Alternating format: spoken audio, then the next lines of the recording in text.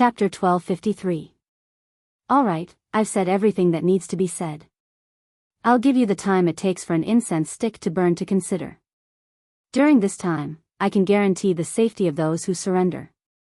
On the other hand, if anyone still wishes to resist, the final attack will be launched after an incense stick. At that time, regardless of whether you are a general or a soldier, you will be killed without mercy. At the end of his speech, Bai Shuang's tone became incomparably resolute, revealing his cold-blooded side as a general. An incense stick would determine life and death. At this moment, the attack had already stopped. However, one could foresee that if these people did not surrender, a new round of attacks would be even more ferocious after an incense stick's worth of time. At that time, not many people would be able to survive. Apart from the night's cold wind, the camp of tens of thousands of soldiers was eerily silent. Even the warhorses had stopped neighing, causing the atmosphere to become extremely strange. The silence lasted for an unknown period of time until someone among the Yi Erqiang cavalry spoke up. I don't want to die. I still have my parents, wife, and children at home. I want to live. I want to surrender. This voice was like a stone thrown into a tranquil pool of water, instantly attracting even more resonance. For a moment, countless people echoed the voice. That's right, we don't want to die either. We choose to surrender. As this voice became more and more intense, the cavalry began to walk out of the crowd. They threw down their weapons, dismounted, and squatted in front of the 5-star army cavalry with their hands on their heads. Very good. Move these people over there and get them some food. Division Commander Bai Kai's face blossomed into a smile. Originally, they had to pay a price to obtain victory. Now, with just a few words, they had forced a large number of people to choose to surrender. This method of winning without expending any effort was truly brilliant. When he looked at Bai Shuang, his eyes were filled with admiration. With this example in front of them, more and more Yi Erqiang cavalry chose to surrender. They wanted to live, and they also had the right to choose between life and death. As more and more ordinary soldiers chose to surrender, some of the sergeants, Dekarches, centurions, and even 2 Kiliarchs in the army also chose to surrender. The Yi Erqiang cavalry camp seemed to be collapsing by itself. Aleifu, who was in the middle of the army, had an ugly expression on his face. Although he knew that he would be defeated, he was defeated so quickly that many of the soldiers did not even ask for his opinion before surrendering. A feeling of the general trend of the battle was deeply entangled in his heart. The number of soldiers on the outer perimeter dwindled, and the number of people who chose to surrender changed from the initial few to the entire battalion. Seeing his personal guards looking at him expectantly, Aleifu sighed deeply and said, "All right, you guys can also make your own choice.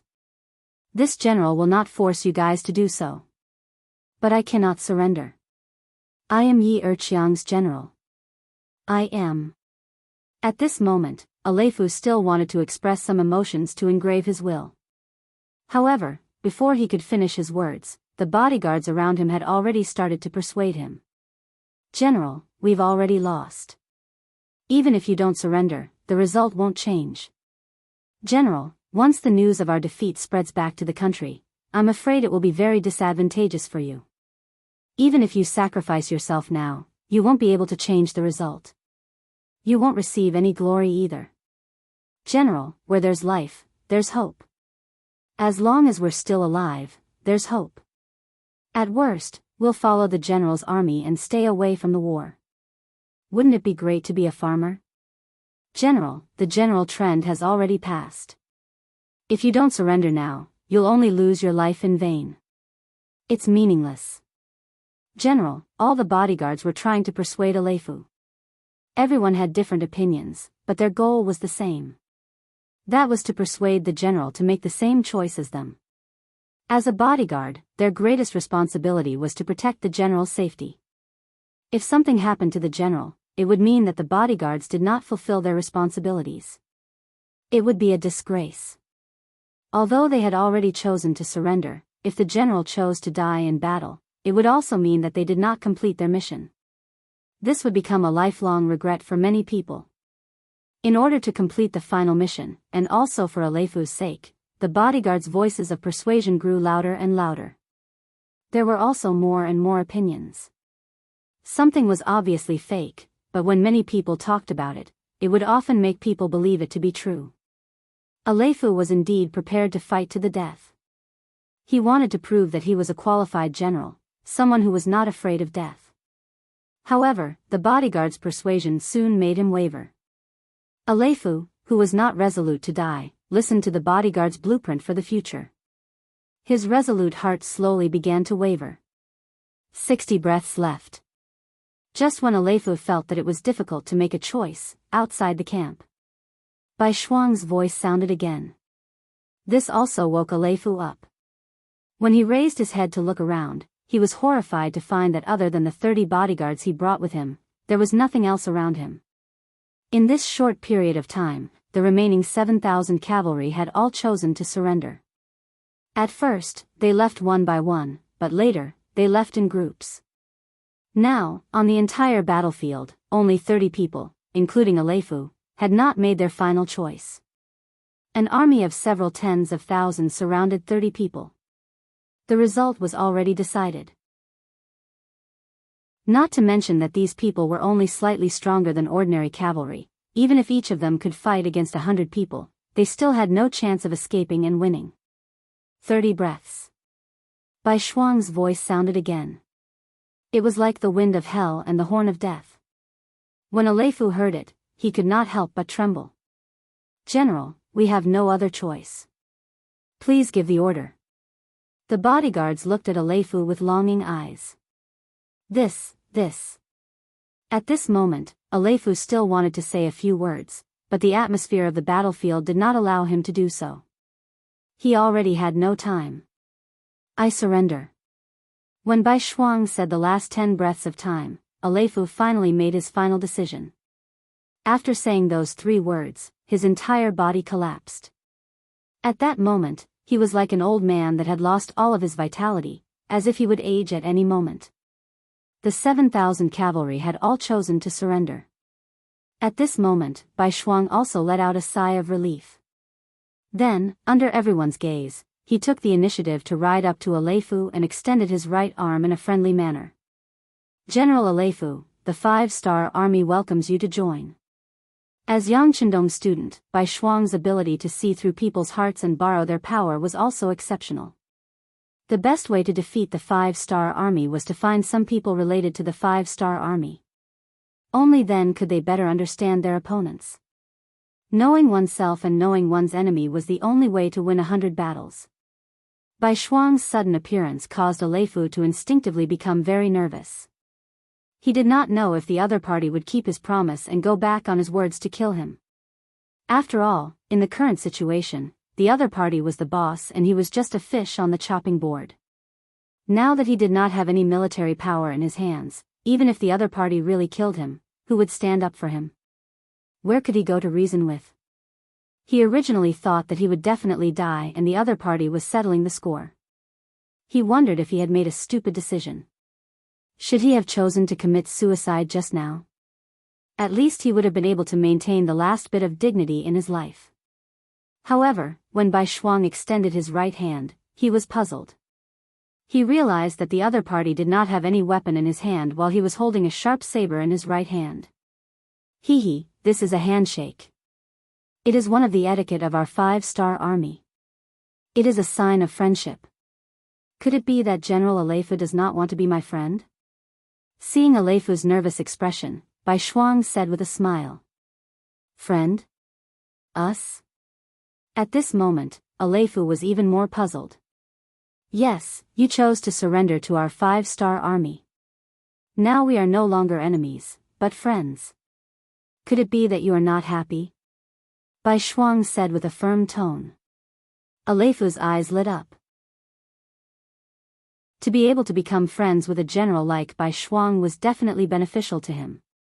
At least he did not have to worry about his safety. He immediately put down his saber and imitated Bai Shuang's action and extended his right hand. When the 2 hands shook, he kept repeating, "Yes, we are friends, we are friends." After subduing Alephu, the several armies merged together and headed straight for the temporary headquarters of the new army. Although they won this battle, the war was not over. It was only the beginning because there were even more powerful enemies standing in front of them that needed to be conquered. Turpan City. The city that had been under siege for several days showed no signs of falling. On the contrary, it was getting more and more ferocious. The 10,000 infantrymen sent out by Turpan City suffered losses after repeated attacks. There were only about 3,000 left. All of this was because of money. After the first batch of city defenders, who were made up of residents, received their due rewards, more and more youths signed up to defend the city, reaching 30,000. With so many people going up the city walls and picking up weapons, the entire Turpan City was impregnable. Of course, the amount of gold and silver paid every day was not small. The mountain of silver in front of the palace square was shrinking at a speed visible to the naked eye. Regarding all of this, Yang Chendong was not worried at all. In his eyes, any problem that could be solved with money was not a problem at all. They had a large amount of territory, as well as 3 production bases in Qiqian City, Shaowei Province, and Beginning City. Every day, just the variety of fresh products and items produced was already out of the ordinary. The products produced by the Yang family were all of the best quality, especially the endless variety of new things. They had become the most sought-after goods for various countries and forces. For example, glass products, mirrors, cigarettes, and cosmetics could bring in a lot of profits for the Yang family. Chapter 1254. When money was no longer a shackle to development, it also pushed the wheel of Yang Xie's development to become stronger and stronger. With money came endless motivation. When the textile industry was constantly improving and developing, the iron smelting technology had also improved. After a large area of land was also developed, Yang Xie's development had become unstoppable. Every day, a large number of military supplies were transported to the front line by water and land. They were transported to the 5-star army who were about to go to war. They were the most solid backing, helping them to exert their most powerful combat power on the battlefield.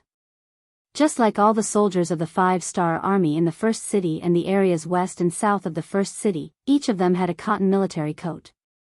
It could not only keep them warm in the cold weather, but it could also become a life-saving garment. Such a good thing was envied by many of their enemies. However, they could only be envious. After all, no one could be like Yang Xie, who owned tens of millions of acres of cotton land in the entire Southeast Asia. These were also the biggest reasons why Yang Chendong could continue to fight in the north and south. It was precisely because of the sufficient logistical support and the high treatment of the soldiers that more people joined the 5-star army. This allowed the military strength of the 5-star army not to retreat after a long war, but to expand instead. Young master, 500,000 taels of silver have been used. There are less than 1.7 million taels of silver left in the square. Beta Persei was not only Yang Chendong's servant, but he was also responsible for his absolute safety. Most of the time, he also acted as an assistant, secretary, or even a housekeeper. Okay, got it. Yang Chendong did not stop his actions because of Beta Persei's report. At this moment, he was drafting a telegram to send to the new 5-star army. With the sudden addition of White Shuang's 4th Regiment, the originally disadvantageous situation was instantly reversed. Although they were still inferior to the other party in terms of total military strength, they were already on par with each other in terms of combat strength. What followed next was a stalemate. At this moment, it would be a waste to send out all 3 newly formed armies. At this moment, Yang Chendong was thinking about how to counterattack. The first step of the counterattack was to break the siege of Turpan, and then make the necessary preparations for the next step. Yang Chendong was the undisputed leader of Yang Xie and the 5-star army. What was a leader? He could see things that ordinary people couldn't see, think of things that ordinary people couldn't think of, and make the right decisions that ordinary people couldn't make. Taking 1 step and seeing 3 steps ahead was an expert. Taking 1 step and seeing 5 steps ahead was the style of a general. Taking one step and seeing 10 steps ahead was the style of a true leader. Yang Qindong was the master of taking one step and seeing 10 steps ahead. What he needed to do now was to prepare for the future. Transferring the new 5-star army would not only be able to break the siege of Turpan, but also lead them to launch a counterattack as soon as the other party was defeated. Yang Qindong's personality had never been one to not fight back when scolded or beaten. Perhaps it was because of his military background, but what he liked and was more used to was that if you respect me, I will return the favor tenfold. If you hit me for no reason, I will return the favor for no reason. The kind of thing where you hit me and then turn around and say sorry was absolutely impossible in his eyes. He knew that the strong were supreme and the rules were set by the strong. Yang Qindong already had the capital and ability to ignore the rules and do whatever he wanted. Just like this time, when he sent troops to the Ili region, there was no reason for it. It was just a simple deployment of troops. This was almost unimaginable in the future. After all, when a military power like the United States wanted to make a move on a small country and snatch their resources, they would first put forward a reason in the United Nations. Although this reason was sometimes laughable and unrealistic, it was still necessary to do it. And now, Yang Qindong was even more so. He didn't need any reason. If he wanted to hit you, he would hit you. If you didn't like it, you could fight with him. In the end, when you were beaten down, you would know whose fist was bigger and harder. This kind of thinking was completely different from Confucianism. In Yang Qindong's heart, there was no magnanimity that encompassed all things, nor was there any kind of action where he would withdraw his troops if they said something nice and showed that they had submitted. In his eyes, there was only the concept of enemies and allies. Either you completely submit to him, or you completely submit to him. There was no third choice. With a tough military attitude and great strength, there was no need for any alliances. All they needed was to fight until they conquered the world. When the world was under their control, it would naturally be the time to unify the world. With such a big ambition and goal, how could Yang Qindong be trapped in a small Turpan capital? When many people were worried about whether they would be surrounded if they stayed here and whether there would be danger if the city was breached, what Yang Qindong wanted to do was to use this to attract everyone's attention. How to dispatch more troops and how to kill the so-called 5-nation coalition army. Yang Qindong hated the coalition army. The 8-nation coalition army had once brought shame to China, and he had not forgotten it. On the battlefield of resisting U.S. aggression and aiding North Korea, it was also the coalition army of more than a dozen countries that wanted to bully China. Although China won in the end, they also paid a heavy price because of it, and the pace of the unification of the motherland had to be slowed down indefinitely. Sometimes, Yang Qindong hated that he did not live in that era and could not personally kill the enemy on the battlefield to protect the dignity of the country. At the same time, he was glad that he did not live in that era and did not suffer the humiliation of being oppressed. But no matter what, this was a history that could not be forgotten. Now that Yang Qindong had used his ability to change everything, of course, he had to do it perfectly. As for the coalition army, all he had to do was defeat them. He had to beat them until they threw away their armor and were completely annihilated. He had to beat them until there was no place for them to survive, and everything would naturally end. With Yang Qindong's hatred for the so-called coalition army, it would be strange if he let them off easily after being surrounded by them this time. The pen in his hand fell even faster. In a short time, a telegram was drafted and handed to Beta Persei.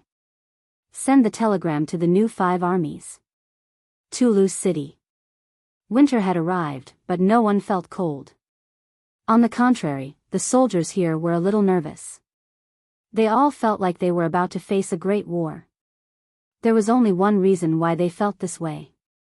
5 miles outside Toulouse City, a large number of 5-star army could be seen training here every day, carrying out various exercises such as encirclement, dispersal, attack, and retreat of cavalry and infantry. It was like a military exercise in the future. Every day, they changed different tricks and played different routines. The shouts of killing could easily be heard from 5 miles away, reaching the eyes of the beaming army soldiers guarding Toulouse City. In the beginning, everyone was still very curious. Quite a few soldiers and commoners also walked up the tower with this curiosity. They looked at the constantly moving black dots from afar and heard the battle cries from afar that could not be ignored even though they were still far away. However, as time passed, they got used to it. No one paid attention to it anymore. However, Commander-in-Chief Shi Hang, who was about to send troops to Dawn's city, stopped all military operations because of this. Of course, he knew about the training of the 5-star army outside the city. Not only did he know, but he also knew that this was a warning from the 5-star army. He had also sent people to calculate. When he got the answer that the number of soldiers of the 5-star army outside the city had exceeded 200,000, and this number was even going to increase. Shi Hang's original plan to attack the Shi city had to be postponed indefinitely. The shouts were very loud. Just from the shouts of killing, one could hear the strong morale of the 5-star army. Facing such a strong army, Shi Hang was not confident that he could win in one strike. Without confidence, he naturally would not send troops. Even though the earliest 200,000 reinforcements of the Baiming army had rushed over from Jianghu and a large amount of provisions had been transported, Shi Hang still used the cold weather as an excuse to write a letter to the acting emperor to ask if they would fight in the spring of next year. Although he said that he wanted to ask for instructions, in reality, Shi Hang had already made a decision. No matter what, he would not easily make a move. In any case, military orders could not be given. If he did not want to, he could naturally find a lot of reasons to delay. Thinking about it, when Dawn City was in trouble and was besieged for more than a year, it was still not broken through by the joint forces of the Walla army. Now that the enemy had strong soldiers and horses, how could he defeat the enemy? Because of the change in Shi Hang's thinking, the original plan of Baiming's winter offensive had to be suspended. Shi Hang was like a venomous snake hibernating in the dark, waiting for an opportunity. He did not believe that the Baiming army could continue this kind of drill every day. It must be known that mobilizing soldiers required money. With so many soldiers going back and forth to train every day, and it was so tiring, they would need more food than usual. He wanted to see how long the 5-star army could last. Dawn City's new army headquarters. Yang Si walked with relaxed steps, a smile on his face as he arrived. As soon as he appeared, many people saw him from afar and greeted him warmly. Division Commander Yang is here. Are you here to see our military commander again? Yes, commander who is busy with military affairs. There are too many things that need to be done. I also ordered people to cook some nutritious soup and personally send it over. How about it? Do you want to have a taste? Yang Si smiled as he looked at the officer who greeted him and said with narrowed eyes. The officer did not dare to answer. This was for their military commander. There was no reason for him to taste it first. He quickly found an excuse that he was too busy and kindly refused. Yang Si chuckled and did not take it seriously. He was just being polite and did not take it seriously. He still walked into the military headquarters. At this time, Tiger's Mane was looking at some information in his hands in a spacious office. His brows were tightly knitted together. When there was a knock on the door, he habitually shouted, "Come in." He first smelled a fragrance, then saw Yang Si walk in with a smile.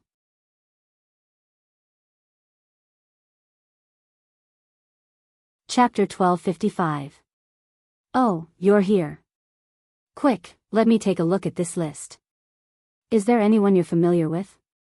As soon as he saw Yang Si appear, Tiger's Mane acted as if he saw his savior. He pulled the other person over and then reached out to take the hot soup from the correspondent behind Yang Si. The correspondent tactfully retreated and closed the door behind him. After there were no outsiders, Yang Si's eyebrows were also tightly knitted together. He looked at the list that was just shoved into his hand and said, "Tiger's Mane, is this the list of military commanders submitted by the army headquarters?" That's right. Tiger's Mane had already opened the soup pot. He took a deep breath of the fragrance and showed a satisfied expression as he answered. This is too many people. There are 11 candidates for the commander position, but there are only 3 positions. How do we choose? Yang Si finally knew why Tiger's Mane was worried. If it was him, he would also have a headache because there were too many monks and too little porridge. One had to know that anyone who could be on this list was not a mediocre person. Not only were their talents not simple, but their backgrounds were also very complicated. If he didn't do it well and couldn't figure out the relationship, he would offend people. It was fine to offend a gentleman, but if he offended a villain, he could be stabbed in the back at any time. No one would like this feeling. Wrong, it's true that there are 11 people, but it's not 3 positions. There's only 1 position left. Tiger's mane replied while drinking the hot soup with an expression of enjoyment on his face. I've already reported Lu Zhuo's name to the young master. Not only did the young master agree, but he also decided on another position. It's the commander of the new army's 1st Cavalry Division, Kulu. Therefore, there is only 1 empty position left. F***CK, how do we choose? This is too difficult. When he heard that it was only 1 out of 11, Yang Si didn't know what to do. Of course it's hard. Otherwise, why would I be so worried? Tiger's mane could tell that Yang Si had the intention to retreat, so he immediately cut off his path of retreat. You should know that when our new army is formed, you will lose your position as the logistics commander. It's not like you don't know this, it's related to your future. Tiger's mane was right. With the continuous development of the 5-star army, the logistics of the army had become the most important issue. Yang Chendong also decided to establish a logistics department for the army. Based on Yang Si's consistent performance, he naturally became the best choice for the logistics commander. Once he was promoted to commander, Yang Si's Daoist would increase from 1 to 2. That would be even more awesome than an ordinary commander. Yang Si was naturally looking forward to it. However, Yang Chendong also said that the logistics department needed to fully cooperate with the establishment of the new regiment. Only when the new regiment was established would it be changed from a division to a division. This was why Tiger's mane said those words just now. After being checkmated by Tiger's mane, Yang Si didn't decline and looked at the list seriously. At this moment, the two didn't mention asking for help from Yang Chendong. They knew that the young master was already very busy. If they let him worry about the selection of a commander, wouldn't it show that they were too incompetent? Although these 11 people might have backgrounds behind them and represent different interests, one was Yang Chendong's errand boy since he was young, and the other was a servant of the Yang family.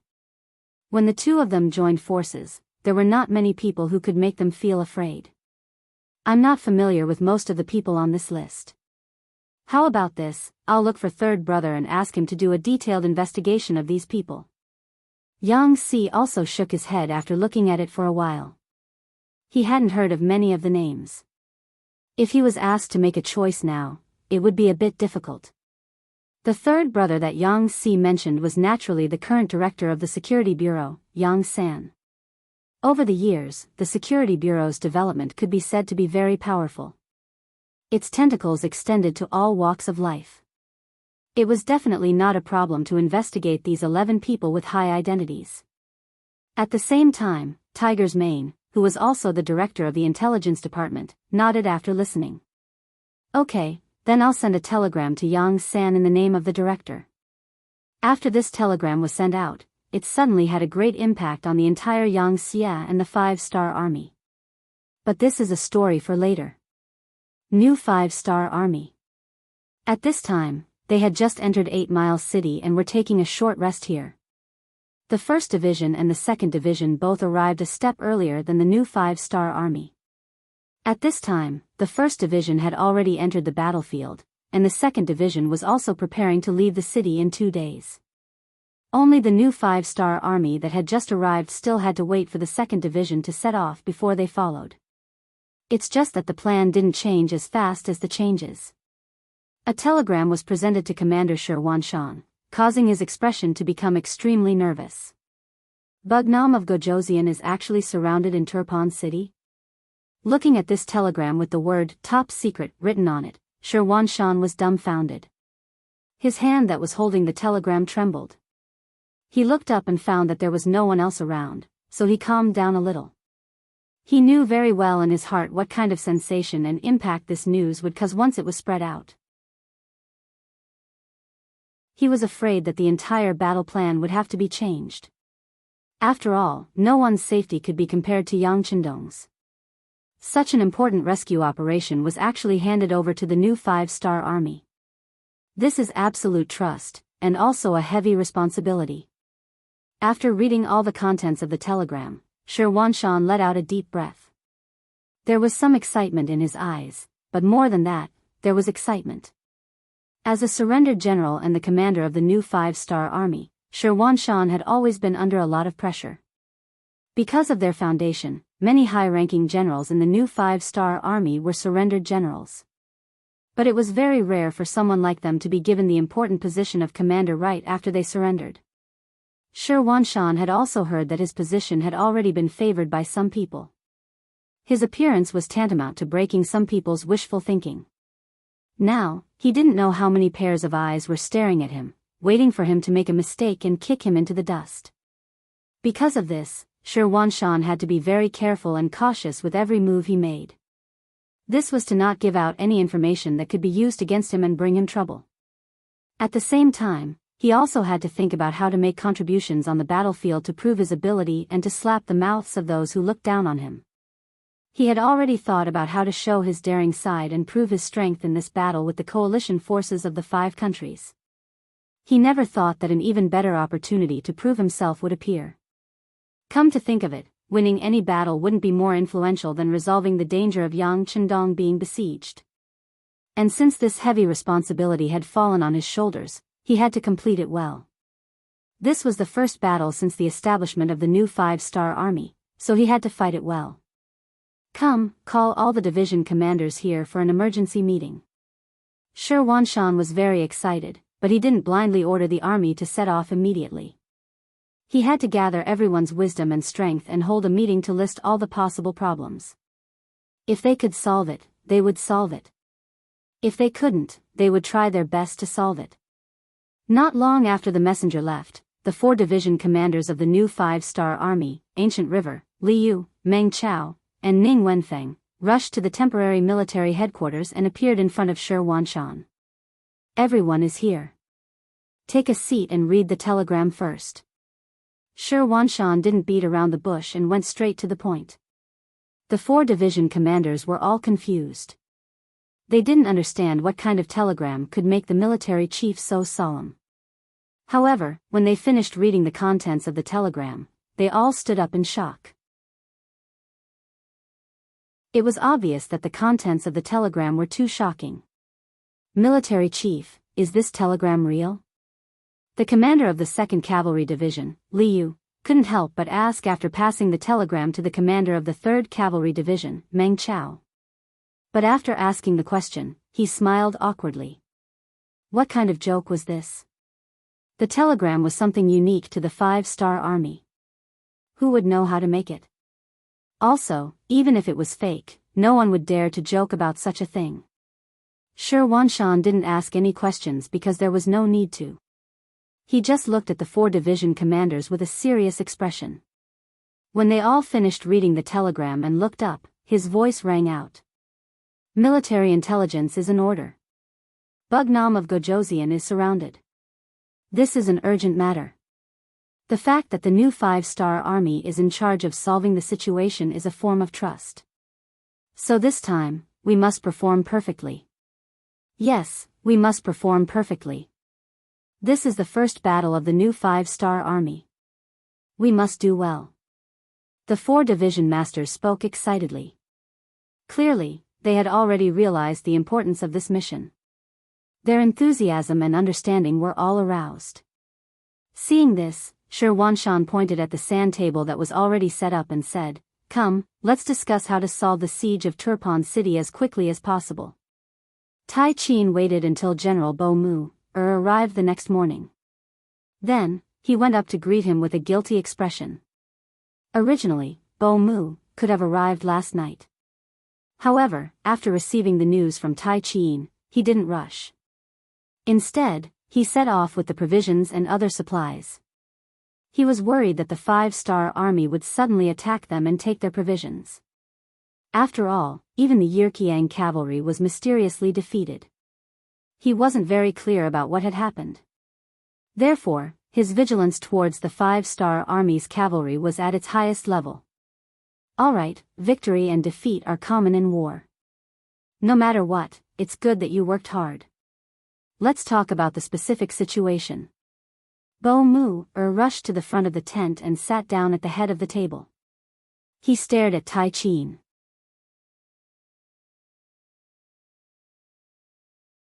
Chapter 1256. Then, under Tian's introduction, he very objectively reported the matter, including the situation reported by the scouts sent by Aleifu. Bo Mu finally knew the whole story, and said with a serious expression, "In that case, the 5-star army really has a lot of capable people. The Han people's culture is really broad and profound, and their art of war can't be underestimated. Yes, those 5-star army cavalry didn't fight head-on with us at all. If you charge, they will retreat. If you retreat, they will advance.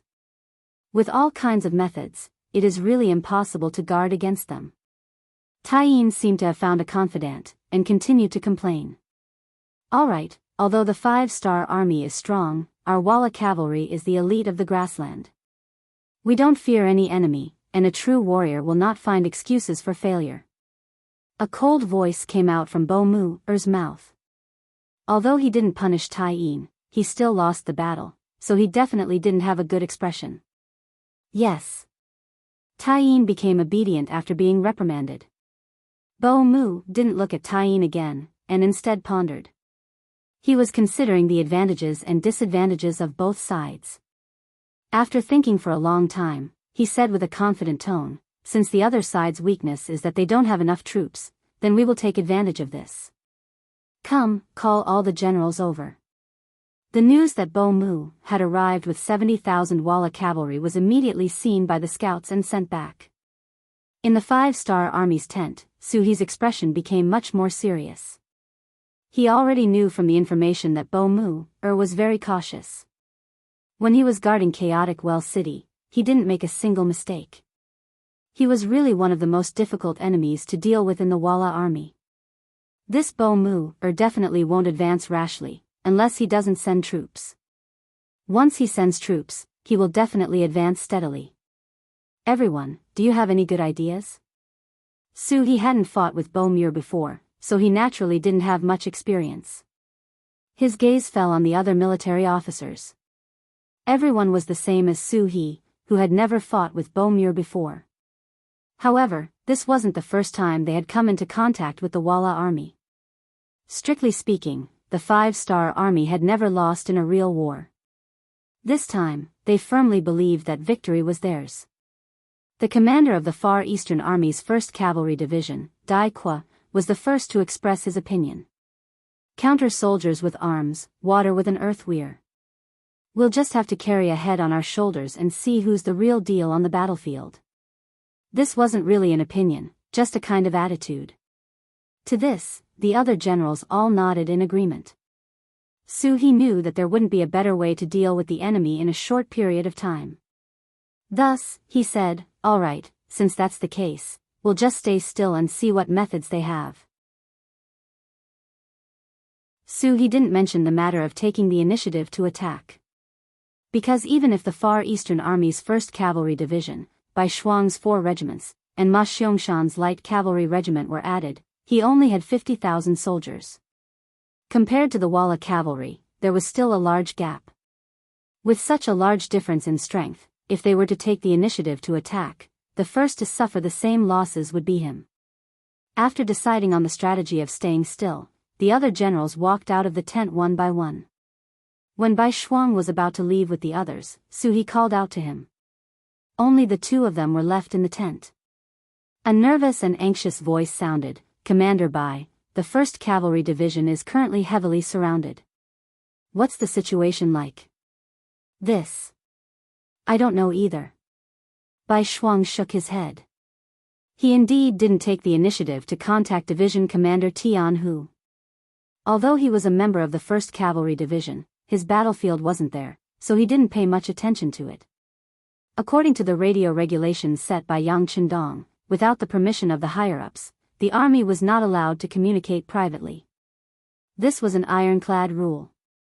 Once, Tiger's Mane, the commander of the Baiming army, forgot about this matter and took the initiative to send a message to the new Second Army. He wanted to ask if they had any thoughts of surrendering to Baiming. Later, when Yang Qindong found out, Tiger's Mane was punished and the transmitter was even more miserable. He was directly transferred back to the headquarters to an unimportant department. Using Yang Qindong's words at that time, the commander doesn't know the rules of confidentiality, but you, the translator, don't know? Don't you know how to warn and stop? Even Tiger's Mane was punished with a warning, so no one else dared to make a mistake. This was also the reason why the armies and divisions didn't know that Turpan was surrounded. From a certain point of view, this was very important to stabilize the overall situation. The result was that there were some things that Yang Qindong wanted everyone to know, so they could know. If he didn't want them to know, then no one would know. Without permission, they couldn't take the initiative to send a message to the 1st Cavalry Division. He wanted to understand the situation on the other side through White Shuang. Although he and Tian, who were in a competitive relationship most of the time, the two of them were both members of the 5-star army, and they had long since become friends. But he didn't expect that White Shuang didn't know about this matter.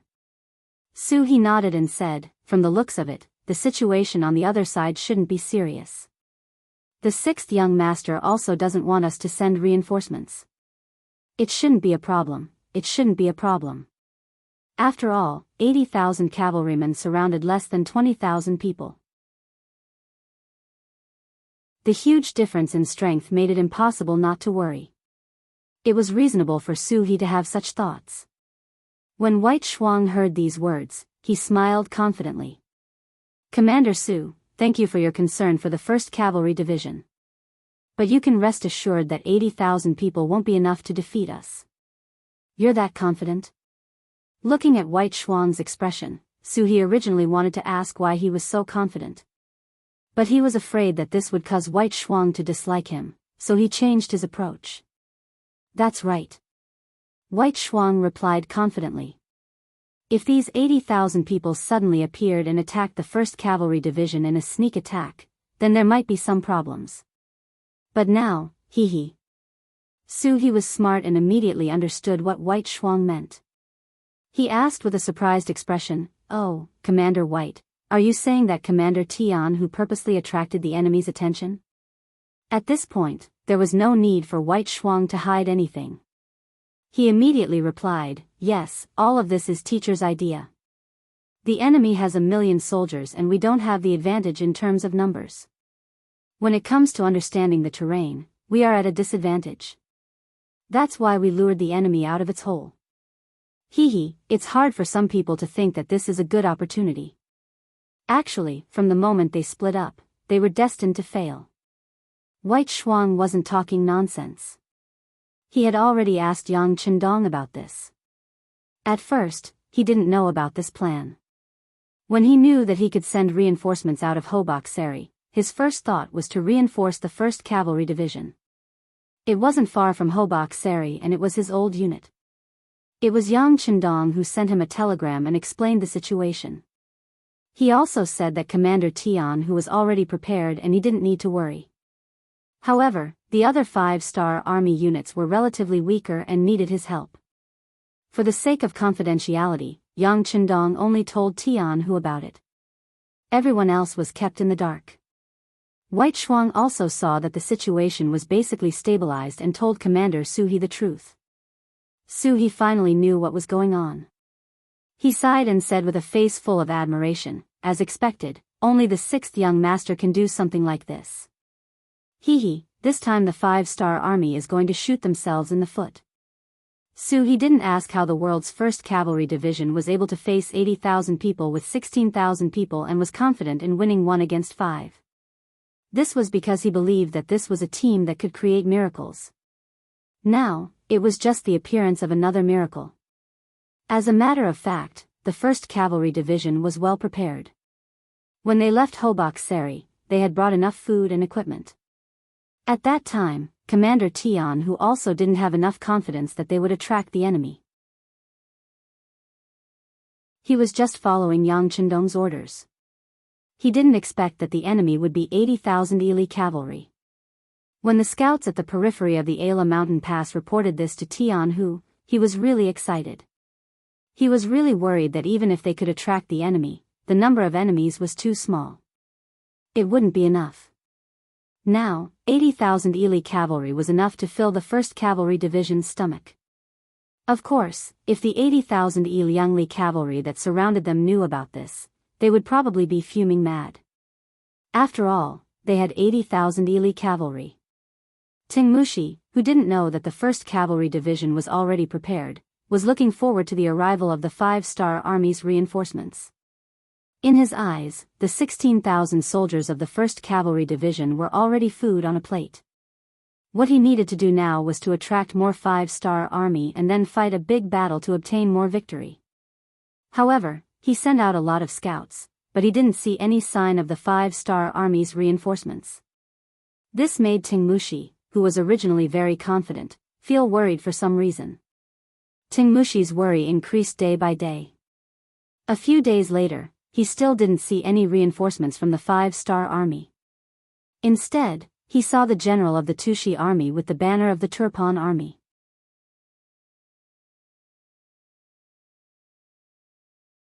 Chapter 1257. After Tushi's camp was raided, he immediately fled. Not only that, he also gathered his troops along the way. Now, the number of cavalry under his command had recovered to 15,000. Although it was only half of his peak, he still had hope in his heart. That was the 80,000 Ili cavalry at the Ala mountain pass. Tushi, who had already lost, should have done something to make up for his mistakes. However, after being beaten by the 5-star army, coupled with the fact that he did not have enough troops, he did not dare to take the initiative to find trouble with the 5-star army. After thinking about it, he came all the way west to meet up with the Ili cavalry. In Tushi's eyes, if there was a 5-star army on the battlefield that was the easiest to deal with, it would undoubtedly be the heavily surrounded 1st Cavalry Division. Attacking this place was also the most likely way to gain merit. Tushi's arrival made Tingmushi know a lot of things, but because of this, he became unhappy. Why? It was obvious that this person was here to steal merit from him. Who would be happy if it was someone else? There was no need to mention the fact that the 15,000 Turkmen cavalry were in an extremely sorry state. Their camp had been raided, and their rations were long gone. At this moment, they were all starving. The moment they entered the camp, they started to clamor for food, looking like hungry ghosts that had been reincarnated from starvation. Tingmushi was confident that even without any external help, it would be easy for his 80,000 cavalrymen to deal with the 16,000 cavalrymen of the 1st Cavalry Division. However, since the other party was here, he could not just ignore them. After all, they were in an alliance and everyone was considered to be allies. Men, prepare some hot food for the Turfan cavalry. Give them some tents and let them rest. In front of Tushi, Tingmushi gave his orders. Someone immediately went to do it. However, Tushi did not leave immediately. Instead, he came in front of Tingmushi and said, "Old General Teng, what we need now is not rest, but battle. The current situation is completely different from what we expected. The 5-star army doesn't intend to engage in a large-scale battle at the Ala mountain pass. They've already made their move. Now that there's no need for this bait to exist, I'm willing to declare war on the 1st Cavalry Division. At the same time, only by resolving the battle here can we send our troops back and join up with the other allied forces to launch a pincer attack on the 5-star army." Tushi wanted to ask for a battle and said it in such a dignified manner. Even Tingmushi could not find any reason to refuse. In his heart, he was also very worried that the other allied forces would be heavily injured by the 5-star army, which did not play by the rules. "All right, I'll grant your request. However, you have just arrived from afar. You should rest for a day first. Once you have recovered, we will discuss the matter of the battle tomorrow." Tingmushi agreed, but he did not immediately send out his troops. Previously, he had surrounded the 1st Cavalry Division and did all the defensive work to prevent the enemy from breaking out. Now, it was time to change it to an attack. Some of the military arrangements also needed to be adjusted. Tushi, who only wanted to ask for a battle and get a share of the credit, saw that Tingmushi had agreed to his request and left the tent with a satisfied expression. After that, Tingmushi immediately ordered someone to call the other generals over. He needed to discuss a new battle plan and change from defense to offense. In the headquarters of the 1st Cavalry Division, compared to the icy cold outside, it was as warm as spring. This time, the purpose of this operation was to lure the enemy and not to go on a pincer attack like before. Therefore, the various military resources they brought were extremely abundant. Just the amount of charcoal they brought was sufficient. At this moment, the charcoal was burning in the tent, releasing a unique warm aura. Division Commander Tian, who was currently sitting not far away from the charcoal brazier with his eyes closed. There were also 4 other regimental commanders in the tent. They all maintained the same posture and did not speak. It was as if they were waiting for something. "They're here, men." Outside the tent, the 1st Cavalry Division's reconnaissance battalion commander Wuxia walked into the tent with an excited expression. As he entered, the 10 eyes of the 5 people in the tent instantly opened, and their gazes shot straight at him. "Division Commander, regimental commanders, the enemy's camp has indeed sent a group of enemies. There are about 15,000 of them and they are currently cooking in the camp. Moreover, many of the generals have left their posts and are heading towards the main tent." After Wuxia finished speaking, he looked at the division commander with a gaze of admiration. The situation he reported was surprisingly similar to Tianhu's analysis. Seeing Wuxia's expression of admiration, Tianhu laughed heartily and said, "Don't look at me like that. This is all the information that teacher sent me in advance. I'm just saying it based on my feelings." Ha ha ha. Although it was said that he had received the information first before coming up with such an analysis, to be able to guess the situation so accurately was not something an ordinary person could do. Tianhu's words caused everyone to laugh. Then, they quickly quieted down and focused their gaze on Division Commander Tianhu. "All right, everyone, don't look at me like that. Since everything is going according to the previous plan, what are you waiting for? Let's split up and move. Remember, our 1st Cavalry Division does not make a move. Once we make a move, we have to show our might. We've been surrounded for more than a month.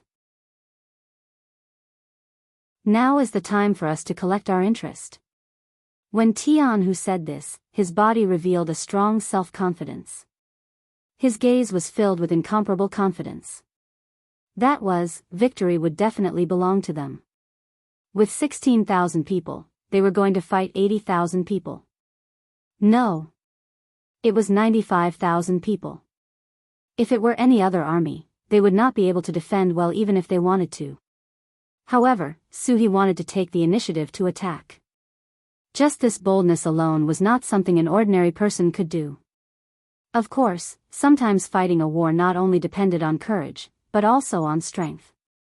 Did the 1st Cavalry Division have this kind of strength? The answer was, of course, yes. They had this kind of strength. Although they were not an all-firearms army like the Cold Vanguard Army, they still had advanced weapons that other cavalry divisions did not have. For example, they had the Big Dipper crossbow. The full name of the Big Dipper crossbow was the Big Dipper steel crossbow. It was a batch of cold weapons manufactured in Xianxia's military factory.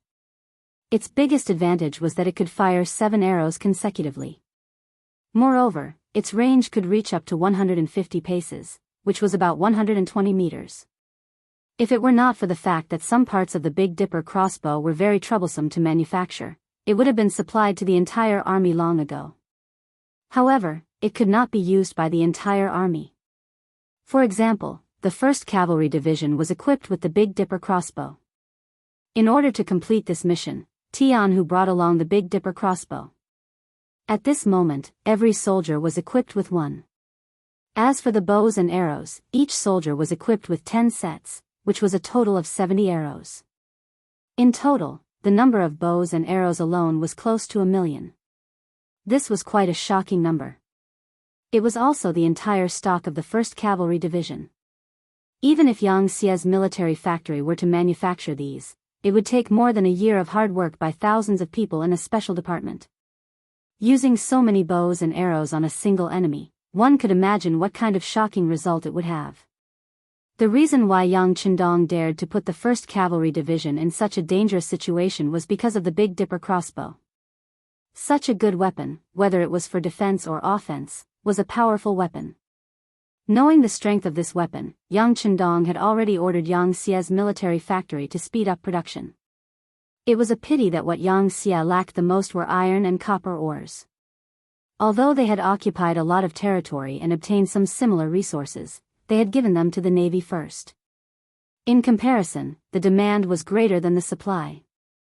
Otherwise, the strength of the 5-star army would increase by more than a level. With the Big Dipper crossbow, the 1st Cavalry Division would be like a tiger that had grown wings. After Division Commander Tian who gave the order, the 4 commanders stood at attention and walked out of the camp one by one. Following that, the various regiments quickly gathered. Tian Hu and Recon Battalion Commander Hu Helu each found a regiment and joined the army. A crazy counterattack that had been prepared for a long time began.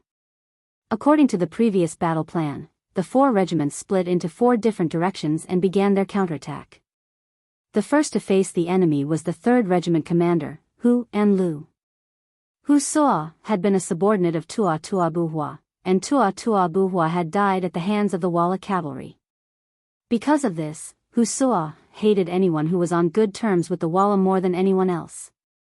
When he led a regiment of 4,000 elite cavalrymen out of the camp, they charged towards the 10,000 elite cavalrymen on the west side like wild horses. 3rd Commander, we have to move quickly. After we deal with this, we still have to help the other regiments attack the Southern Empire. Let's end this quickly. Vice Division Commander Hu and Vice Division Commander Lu urged their horses forward as they spoke to Hu Bo, who was also charging forward. Understood. After Hu Bo, agreed, her expression did not change, but she waved her whip even faster, leading the 3 regiments to charge towards Ili Bali's army 8 li away. Tingmu Shi was quite good at leading his troops. Out of the 80,000 soldiers under him, he sent out 40,000 to guard the east, west, and north sides of the Ala mountain pass. The east and west sides each had 10,000 cavalrymen, while the north side was facing Hobak Seri city, so he sent 20,000 cavalrymen. The other 40,000 cavalrymen were placed in the south, which was the direction of Ili Bali. This was to ensure that if the situation turned bad, he could retreat quickly. At the same time, in order to prevent the 1st Cavalry Division from suddenly breaking out, he kept the distance between the 2 sides at least 8 miles. This way, even if there were any movements, his troops would have some time to prepare.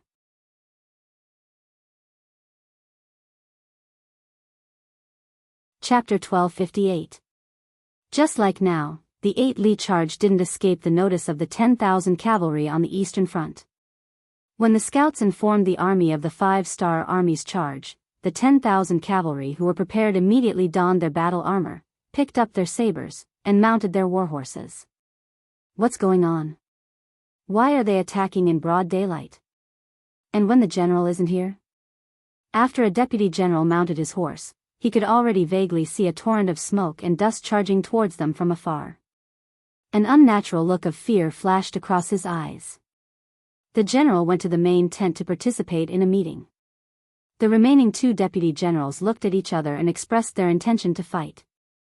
After all, the scouts reported that the enemy only had around 4,000 cavalry. They had 10,000 cavalry here.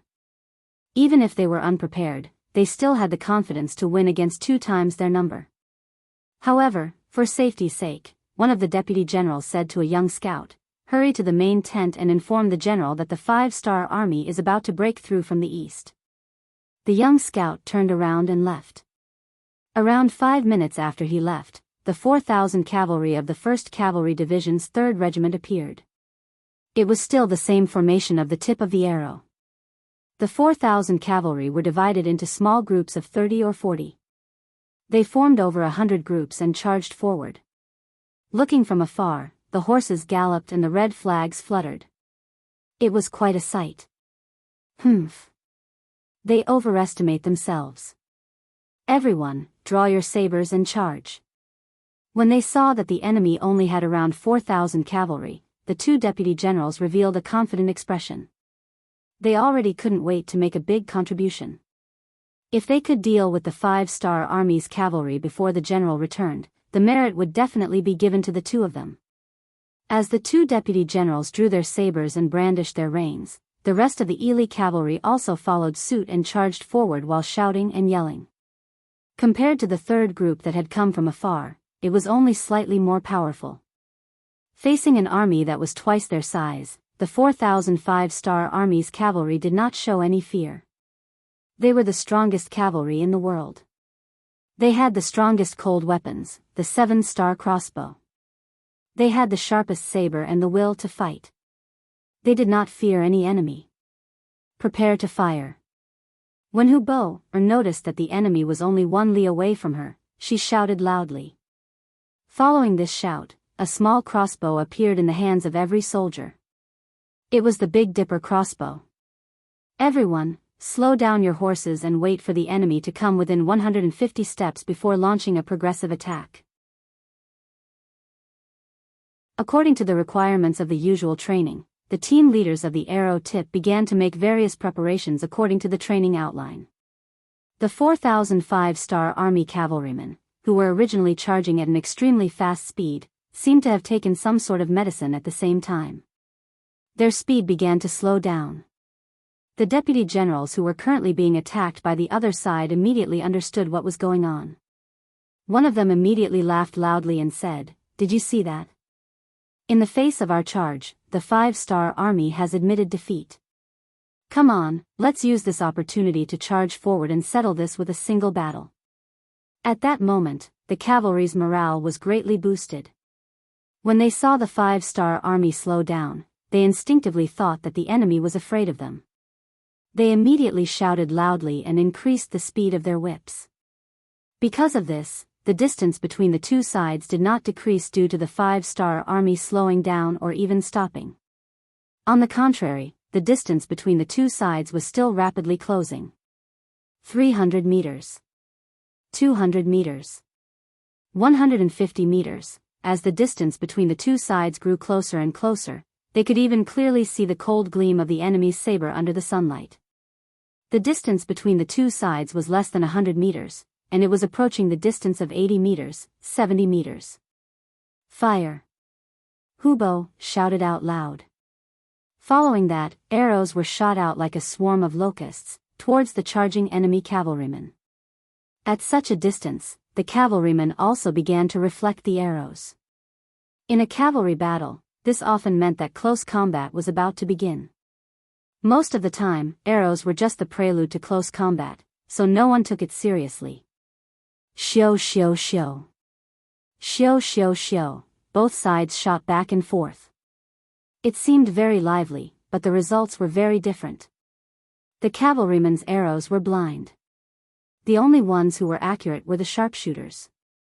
However, most of these arrows were dodged by the soldiers of the 1st Cavalry Division who were adept at horse riding. On the other hand, the crossbows of the 4,500 star troopers were indeed fixed-point attacks. Every crossbow shot had a clear target.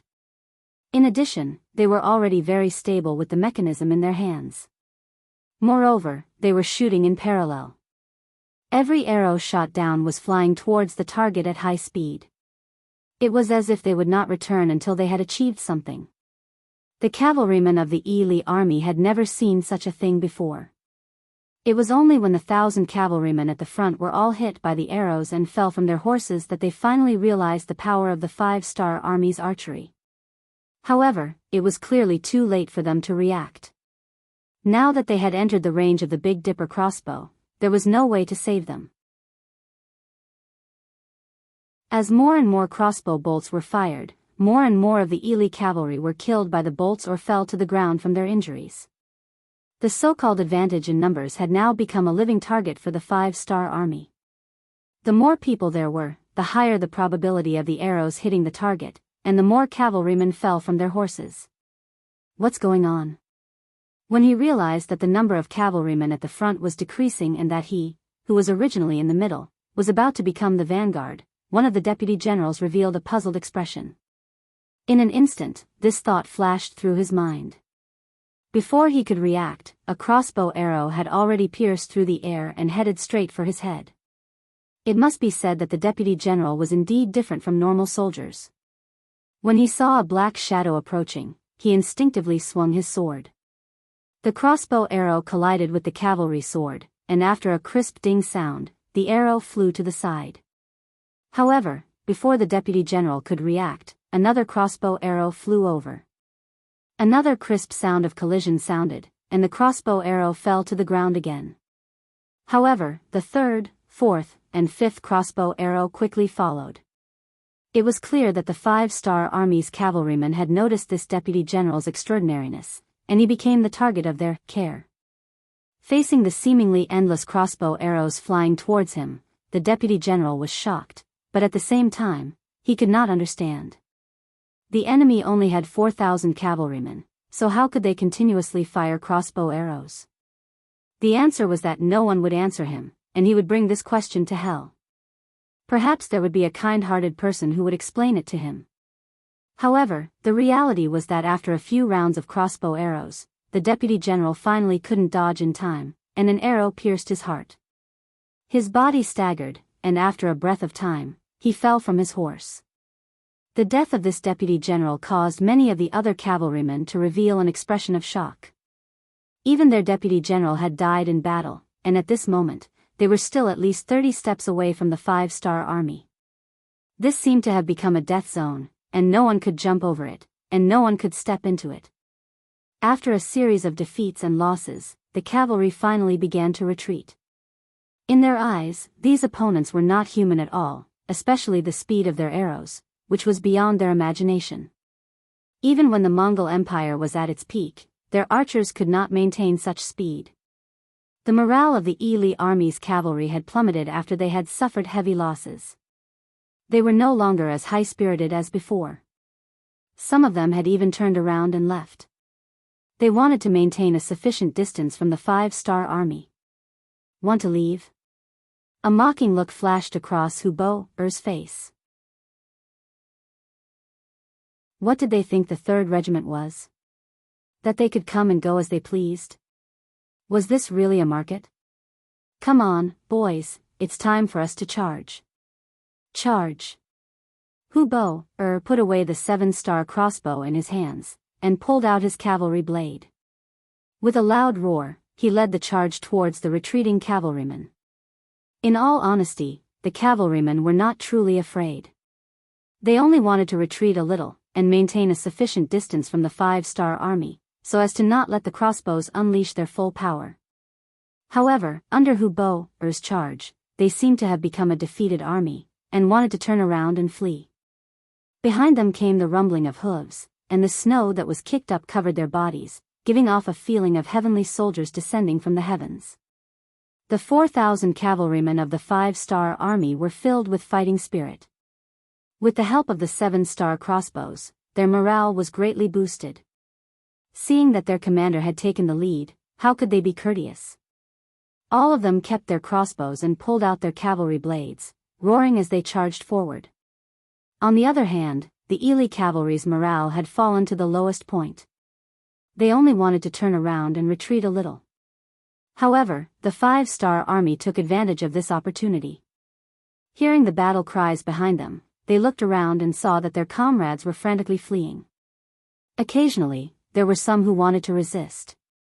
However, when they saw that the situation was about to change, they could only sigh in their hearts before turning around and fleeing together with them. In this way, the retreat became a true retreat.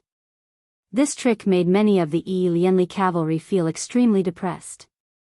However, they did not have any way to turn the situation around. This was because if they stopped and dared to turn around, they would have to face the cold blades and merciless killing intent of the 5-star corps cavalry.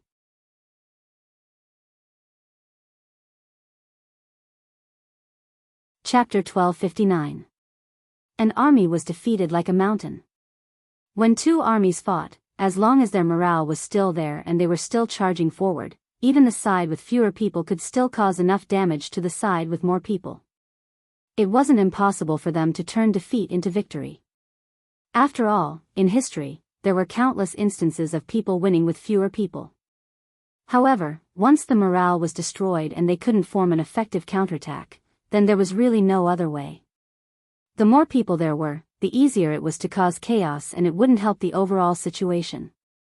Just like the three great battles during the liberation period, the reason why the national army was defeated was because their morale was at an all-time low. In the process of capturing captives, a squad could often capture 300 to 400 enemies, creating countless miracles. The current situation was similar to the national army fleeing in defeat. Without command, morale, and fighting spirit, the only thing the cavalry could do was to run. They didn't need to run too fast. As long as they were a little bit faster than their comrades, there would be a chance for them to escape with their lives. Everyone only cared about running away. No one thought about fighting, and no one thought about resisting. That was tantamount to putting themselves to death. Only those who ran faster than them would benefit. With such a thought, those who could escape fled with all their might. Those who were slow simply threw away their weapons and knelt down to surrender. They had heard that on the battlefield, under normal circumstances, the 5-star army wouldn't kill any captives. After a series of attacks, only less than 3,000 of the 10,000 elite cavalry managed to escape. Among them, the number of cavalry who gave up on escaping reached close to 5,000, far exceeding the number of the 3rd Regiment soldiers. In other words, there were only about 2,000 cavalry who were killed on the battlefield. This was the importance of morale and fighting spirit, and this was also the reason why they could win with fewer people. If these captives resisted with all their might, even if they couldn't win, they could still inflict heavy damage to the 5-star army. When people are united, Mount Tai will move. This sentence could be said by anyone, but when it came to the crucial moment, there were too few people who could do such a thing. Battalion commanders Hu and Lu, take 2 battalions with you to watch over the captives and clean up the battlefield. Collect as many crossbow bolts as you can. Hu Bo shouted to Hu He Lu, before leading the other 8 battalions to chase after the fleeing Ili Belly cavalry. According to the military plan, defeating the enemy in front of them was not their goal. Their true opponent was the 80,000 cavalrymen led by Teng Mushi. Following the defeat of the 10,000 Ili cavalry soldiers on the west side, the Ili cavalry soldiers on the east and north sides were also defeated by Commander Lu Duo of the 2nd Regiment and Commander Gong Feng of the 5th Regiment respectively. For a time, the battlefield was filled with scenes of the cavalry fleeing in disorder. Not far behind them, the soldiers of the 1st Cavalry Division, who were full of vigor and morale, were chasing after them. Within General Teng Mushi's tent, he was discussing with a few important generals on how to deal with the 5-star army. All of a sudden, scouts appeared one after another, bringing bad news. When he heard that the defensive lines on the east, west and north had been broken in just a short hour, Teng Mushi's face revealed a look of disbelief. That was 30,000 cavalrymen. Even if they were 30,000 pigs, they couldn't possibly be wiped out by the 5-star army in such a short time. He wanted to say that this was fake news, but seeing the looks of fear on the faces of the scouts, Teng Mushi had no choice but to believe it. At that moment, he broke out in cold sweat. Could it be that the strength of the 1st Cavalry Division was really that strong? With 80,000 cavalrymen, they could not even suppress an enemy that was 5 times their number? Teng Mushi's thoughts were still wandering when another scout rushed into the tent, kneeling on one knee as he reported, "General, there are 5-star army cavalrymen outside the tent. They are challenging us. They even dared to come here?" At this moment, Teng Mushi's entire body was emitting a murderous aura. It was as though he had become a few decades younger. The demeanor and aura of an experienced general was completely released at this moment. Previously, because the enemy had suddenly attacked and the main general was not in the tent, the 5-star army had taken advantage of the situation and caught him off guard. However, now that he was here, the 5-star army still dared to come. Weren't they courting death? How many people did they send? Teng Mushi's expression was a little sinister as he asked with a murderous aura. Reporting to General, the enemy has about 4,000 people. Although the scout did not want to say this number, he had to report it truthfully because of his duty. 4,000. 4,000, ha ha ha. When he heard that there were only 4,000 cavalrymen, Tingmushi could not help but laugh out loud. He had already retired from the army and returned home to live in peace for many years. How could his army be looked down upon like this? Currently, he still had 40,000 cavalrymen in his tent. If he included Tushi's cavalrymen, it would be a total of 55,000 people. The enemy only had 4,000 cavalrymen. How could they dare to provoke him? They were truly overestimating themselves. Or did they have something to rely on? At this moment, Tingmushi fully displayed the demeanor of an experienced general. He quickly calmed down and waved his hand towards the generals in the tent. Let's go and see if this so-called 1st Cavalry Division really has 3 heads and 6 arms. Is it really invulnerable to swords and spears? The generals had been suppressing the anger in their hearts for a long time. The 5-star army's cavalrymen actually chose to attack when they were not in the camp. This made them think that the enemy was afraid of them. They believed that if they were in the camp earlier, the outcome of the battle would have been different. Now, it was time to let the 5-star army know how powerful they were. Tingmushi took the lead and the other generals walked out of the tent. They rode their horses to the outskirts of the camp. From afar, they could see the 5-star flag fluttering in the wind. Although they were still far away, those who could become generals were all veterans. How could they not see through the enemy's strength? When they saw that the 5-star army only had around 4,000 people, they were all shocked. Could it be that they didn't know that there was a huge difference in strength between the two sides? Could it be that they had really come to throw their lives away? After the shock, everyone's gaze landed on great General Tingmushi. At this moment, Tingmushi was emitting an indescribable anger. In his view, this was a provocation from the 5-star army. It was also a type of blasphemy. It was a type of disrespect to the cavalrymen. Since you want to die so much, I will let you know the price of doing so. Come, which general is willing to lead the troops to battle? Tingmushi shouted in anger.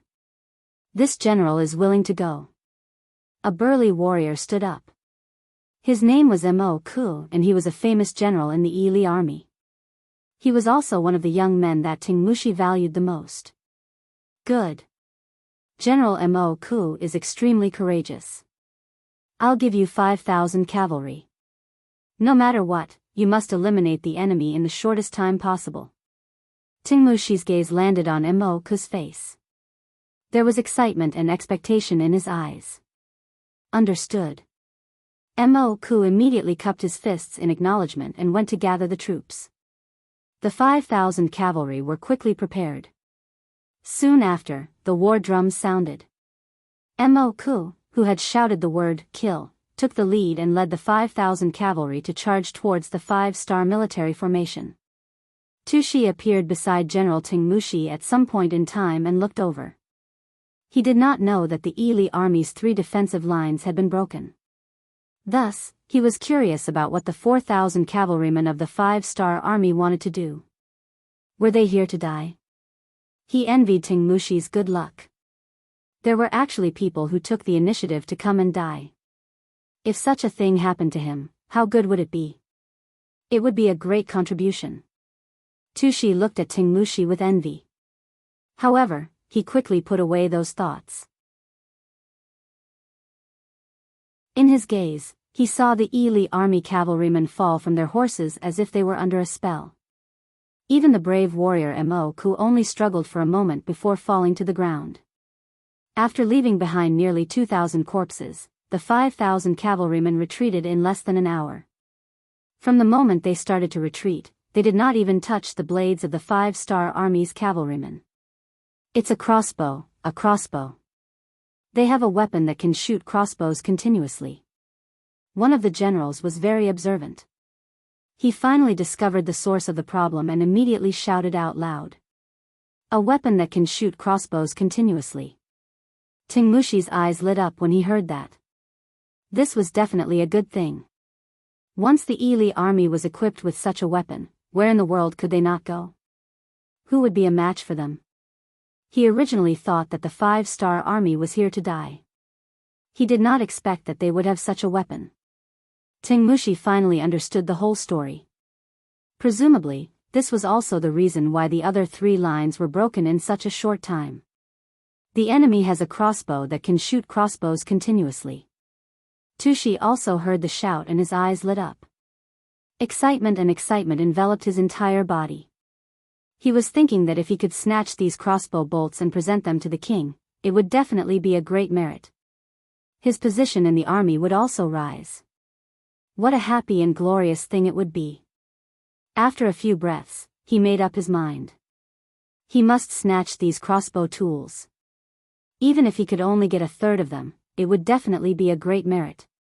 Old General Teng, this one is not talented and cannot bear to see the Ili army suffer losses. I am willing to lead the army forward and make a military pledge that we will not return without victory.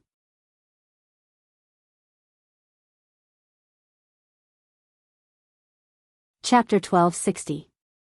Tushi volunteered to fight not because he thought the 5-star army was easy to bully, but because he was so captivated by the 7-star crossbow that he forgot all the dangers. How could such a small trick escape Tingmushi's sharp eyes? How was he asking to fight? He was clearly trying to steal the credit. He was just spying on the 7-star crossbow. Since that was the case, how could he let such a good thing fall into his opponent's hands?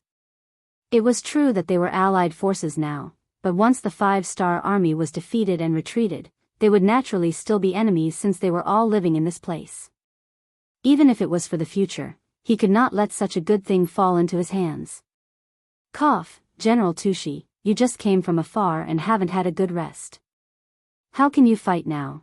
Without waiting for Tingmushi to finish, Tushi interrupted. How can we rest when dealing with the invading 5-star army? Our Turpan cavalry wants to do our part.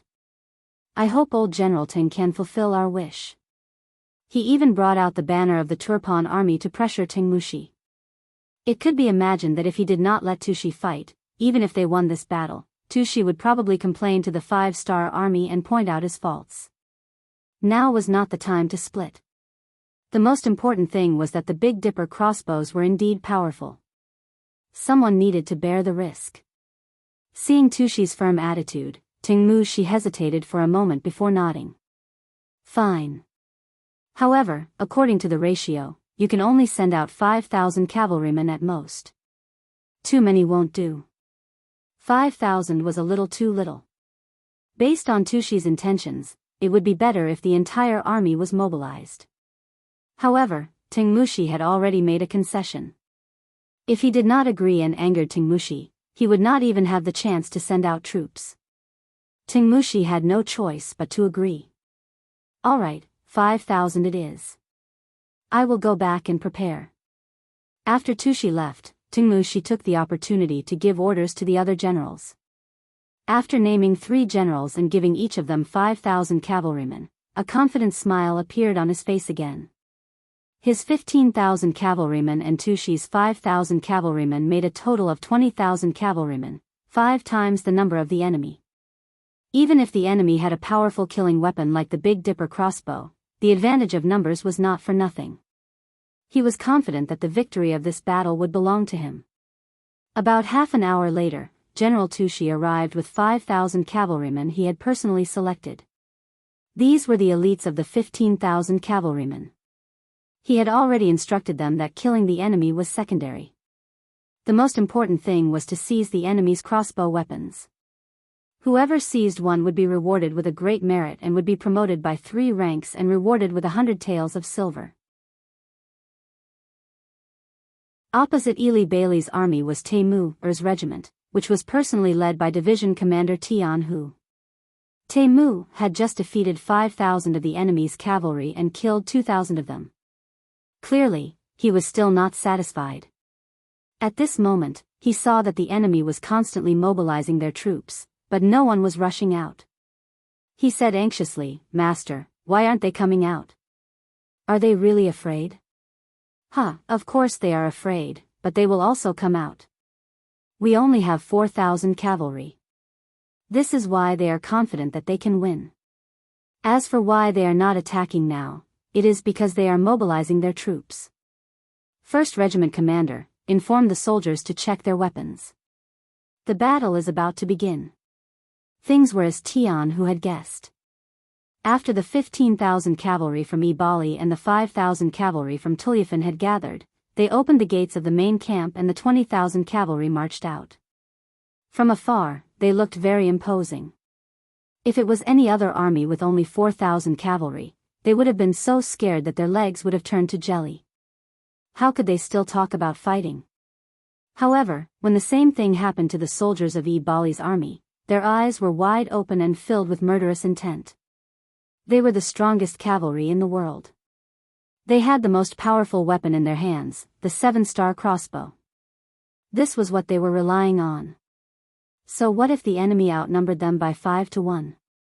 In a war, it was not certain who had more people.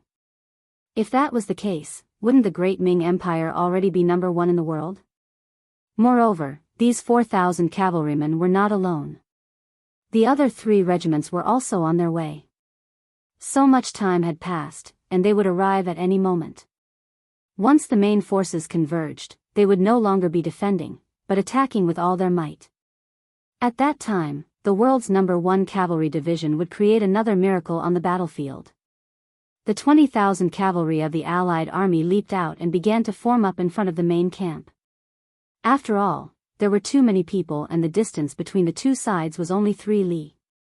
If they did not form up properly, they would not be able to charge out.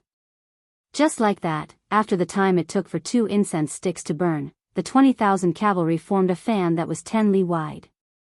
Just like that, all 20,000 cavalry were sent out of the main camp. After the battle formation was set up, under Tingmushi's orders, the war drums were beaten and the earth shook. Everyone, listen to my orders. In this battle, no one is allowed to retreat before the gong sounds. Otherwise, you will be punished as a traitor. Before charging out, Tingmushi had learned his lesson from the previous incident. He shouted loudly. In his opinion, the most difficult thing to do when facing the 7-star crossbow was to get close to the enemy. Once the two sides started fighting, their advantage in numbers would be displayed to the greatest extent. At that time, victory would belong to them. On the other hand, if everyone retreated, they would never be able to get close to the enemy. They would only become live targets and would not be able to escape the fate of being shot. Only advance and not retreat. This was the order that Tingmushi gave to the 20,000 cavalry. Then, the war drums sounded and the 20,000 cavalry launched a fierce charge on the ground that was 10 li wide. The war horses raised their hooves, kicking up countless snowflakes on the ground. At this moment, the world seemed to have turned into a vast expanse of white. It was so white that tens of meters away became a blind spot. Division Master, the enemy has finally launched an attack. Teimu's face was filled with excitement. Pass down the order. Split into companies and spread out on the same spot. Kill any enemy that tries to get close. At the same time, retreat as you fight. Don't fight head-on. Tian Hu gave an order. After all, the disparity in numbers was too great. Once the enemy got close to them, it would be the 1st Cavalry Division's misfortune. Yes. Although Teimu also wanted to fight to his heart's content with the enemy, he also knew that the bigger picture was more important. There was no doubt that Tian Hu's order was the most appropriate at the moment. While the enemy's line of sight was obstructed, they could change their battle formation. Pass down the order. Split into companies and get into a crossbow attack formation. Spread out quickly and retreat as you fight. Don't get close to the enemy. After Teimu gave the order, the well-trained 4,000 soldiers of the 1st Cavalry Division immediately split into 40 small teams. The distance between each team was not far and the battle line was constantly widening. The Alliance army charging from afar did not know this. They only knew that the enemy was right in front of them. As long as they could charge through the enemy's crossbow formation and engage in close combat, victory would definitely belong to them. Therefore, at this moment, there was only one thought in their minds, and that was to charge. Under the galloping of tens of thousands of horses, the rumbling sound was incessant. It was as if an earthquake was about to happen. The rumbling sound filled the ears of every rider. At this moment, everyone seemed to have forgotten about life and death. They only charged out of instinct. The distance of only 3 miles was nothing to the cavalry. As they got closer and closer to the 5-star army's camp, the sound of crossbow arrows piercing through the air came one after another. With their line of sight obstructed, the soldiers of the 1st Cavalry Division released their crossbows purely out of instinct. As long as they saw a moving figure rushing towards them, they would pull the trigger. The other soldiers hurriedly reloaded their crossbows when they had the time to ensure that their weapons could continuously attack and kill. Snow swirled in the air and blood splattered everywhere. There was a hint of red in the white, and a hint of white in the red. This was like a painting, a ticket to hell. Amidst the snow, there were only flying crossbow arrows, flashing figures, and the urgent beating of the drums that they had to hear even if they didn't want to hear it. As they madly charged forward, they continuously retreated and released their crossbows, playing the battle song near the Ayla mountain pass. How is it? How is it? In the Alliance Army's camp, Tushi was anxiously looking around. Unfortunately, under the heavy snow, he could not see anything. On the other hand, General Tengmuxi, who was not far from him, was obviously much calmer. He only squinted his eyes as he looked at the scene in front of him. General Tengmuxi had been on the battlefield for a long time. He had spent his entire life in blood and fire and was used to seeing big scenes. He had even commanded bigger battles before. However, he did not know why, but at this moment, he was a little flustered. Perhaps it was because he could not see the situation clearly, or perhaps it was because he was afraid and did not understand the 7-star crossbow. As the saying goes, ignorance is the scariest. This is the truth. The battle was still going on. It had already been going on for close to an hour. The army had already gone far away. Other than the heavy snow under the hoofprints, nothing else could be seen. Why does it seem like they are moving towards us? It was unknown which young general said this unintentionally. It was this sentence that attracted everyone's attention. When everyone looked carefully, they discovered that the white snowflakes were indeed moving towards them. What's going on? What's going on? It was still Tushi who was the first to shout. If one listened carefully to his voice, they would be able to feel that at this moment, he was more or less panicking. General Tengmuxi was still squinting his eyes. No one knew what he was thinking. After a dozen breaths, when the snowflakes were less than 2 li away from their camp, he suddenly opened his eyes wide and roared, "Not good, immediately close the camp gate, close the camp gate."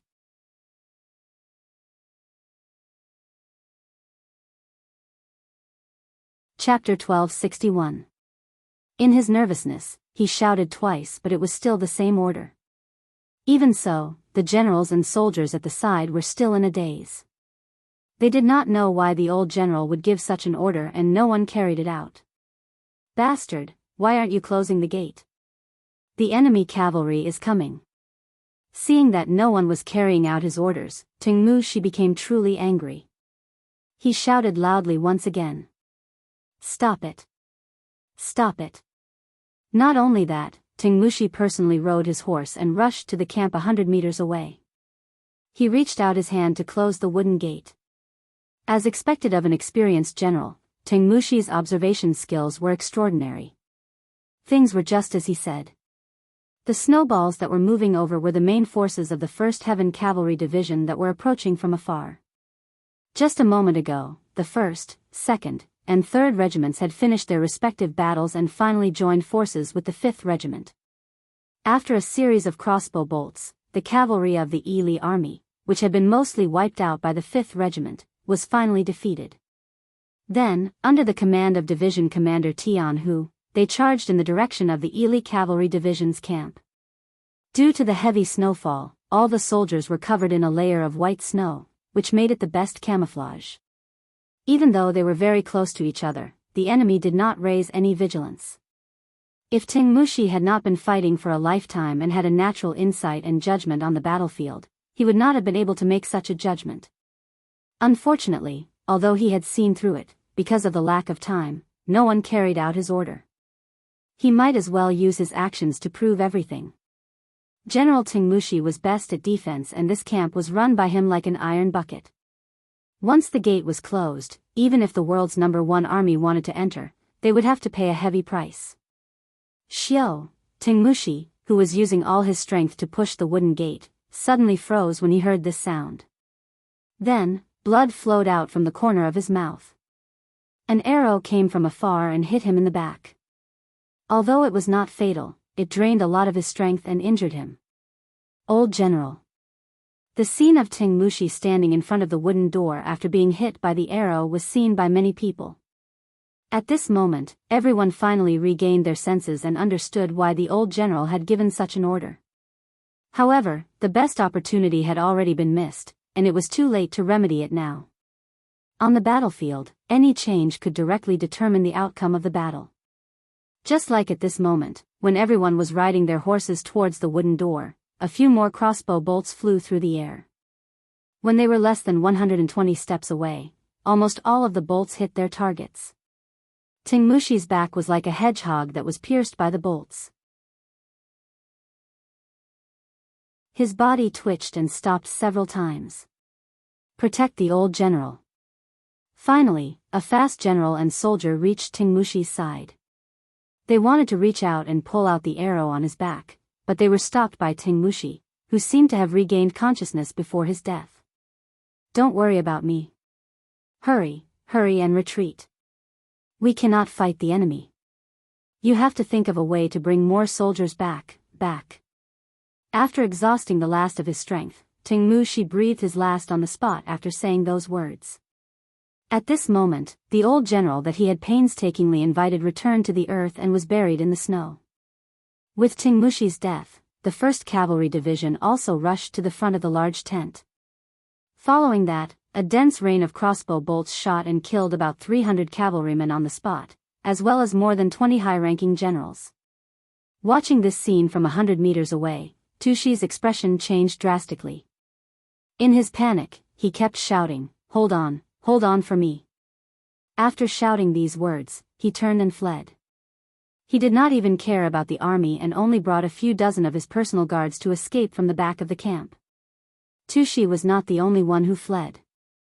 Some soldiers who reacted quickly also saw that the 1st Cavalry Division's cavalrymen had already rushed into the large tent. When they saw the sky full of crossbow bolts shooting from afar, and when they saw that the cavalrymen in front of them did not even have the chance to wave their swords before they were killed by the bolts, the entire camp was in chaos. With the death of their general, the morale of the army was completely destroyed. The remaining 35,000 cavalrymen of the Alliance army fled in all directions like stray dogs. At this moment, they only hated the fact that their warhorses only had 4 legs and were running too slowly. Split up and chase. The 2nd Cavalry Division will stay behind to clean up the battlefield. Tianhu rode a tall horse into the camp. When he saw the corpses of the enemy cavalrymen who had died from the crossbow bolts, as well as the captive cavalrymen who had already knelt down and surrendered, he immediately gave the order to fight. The 2nd Cavalry Division's mission was the most important. They had paid the most to deal with the 20,000 Ili cavalrymen north of the Ala mountain pass. At this moment, they naturally had to stay behind to clean up the battlefield. In the 1st Cavalry Division, Tianhu's orders were equivalent to Yang Chendong's orders. No one dared to disobey. Immediately, other than the 1st, 3rd, and 5th Cavalry Divisions that went in 3 different directions to chase after the enemy, the only ones left in the camp were the 2nd Cavalry Division's soldiers, the captives, and the corpses of the Alliance army.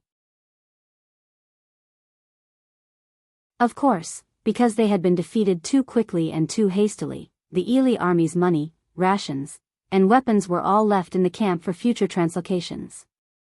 When the 2nd Cavalry Division's 2nd Cavalry Division's Lu Duo saw the large storehouse, he excitedly came to Tiger's Mane. Division Commander, the money, rations, and supplies are all here. We did not lose anything. These things are enough for our division to eat for a year. Good, send the report of victory to the 6th young master. At the same time, ask for instructions on what to do with these spoils. Tianhu's face was filled with satisfaction. With the help of the Big Dipper crossbow, they had made a name for themselves as the #1 cavalry division in the world. From now on, whenever they mentioned their army, their enemies would be afraid of them. The heavy snow still showed no signs of stopping. The 5-star army used the heavy snow to achieve their goal of surprise attack. At the same time, many of the Alliance Army's cavalrymen also used the heavy snow to escape. The heavy snow quickly covered the tracks of their fleeing horses, so the pursuit was not too smooth. Even so, when the final results were tallied, they still managed to kill more than 13,000 enemies and capture 40,000 enemies. This meant that out of the 95,000 enemies, not even half of them had escaped. Among them, more than 30,000 of the Ili army had escaped, more than 10,000 of the Turpan cavalry had escaped, and the rest were either stragglers or deserters whose whereabouts were unknown. When the telegram was sent to Yang Qindong, who was in the Turpan palace, he couldn't help but laugh. Not bad, Tian, who didn't let me down, and the 1st Cavalry Division didn't let me down either. Reply: the 1st Cavalry Division has collectively achieved first-class merit. Order them to be on standby and wait for the rear army to take over. Yes. Beta Persei, who was standing at the side, excitedly replied, then turned around and strode away. Yang Qindong, who was left behind, looked in the direction of the tower outside the palace and muttered in his heart, "Bullshit 5-star army, I'm fighting the Alliance army." On the tower outside the city, the siege continued. It was personally led by Hikagen, who had his nose dug out by the 5-star army. It seemed that he wanted to take revenge for the humiliation of that day. Under his organization, the momentum of the siege was very fierce. Often, when a 1,000-man team was beaten back, another 1,000-man team would take their place and charge forward. They had been fighting for half a month, and the 10,000 infantrymen in his hands had been used up. Now, the ones charging were the 5-star army, which had changed from cavalry to infantry. It seemed that everyone knew what it meant to take down Turpan City. Each country took out 5,000 soldiers, who had changed from cavalry to infantry, and handed them over to Hikagen to command. This made the siege even more fierce. Not only that, Yeshen also used all the cannons he had obtained over the years, either by robbing or buying. They gathered them together and attacked the West Tower fiercely, as if they wanted to destroy the city. The Baiming army's cannons were naturally not as powerful as Yang Qindong's cannons, but their power was not to be underestimated. The bombardment that had been going on since yesterday had indeed caused a lot of pressure and damage to the defense of Turpan City. When Beta Persei heard the sound of the cannons, he personally went to the tower. After seeing that many of the walls had been blown open, his face was full of worry. This won't do. If this goes on, it's only a matter of time before the city falls. For the sake of the young master's safety, I have to force it. Beta Persei, who had gone down the tower, had already made up his mind. He must take Yang Qindong away from here. He believed that with nearly 20,000 Mongolian cavalry and 2,000 strong black cavalry, if they suddenly attacked at this time, there was still a high chance that they could escape. As long as the young master was fine, even if they lost Turpan City, what was the big deal? Beta Persei, who had made up his mind, first went to find General Song and the Black Cavalry's 1st Brigade leader Chiu Vi and 2nd Brigade leader Dao Shao. The 4 of them quickly came to a consensus and then went to the palace. When they arrived at the palace, they could not find Yang Qindong. After asking some people, they found out that Bugnam of Gojosian was in the back room. Let's go to the back room. After Beta Persei asked for the location, he went to the back room with everyone.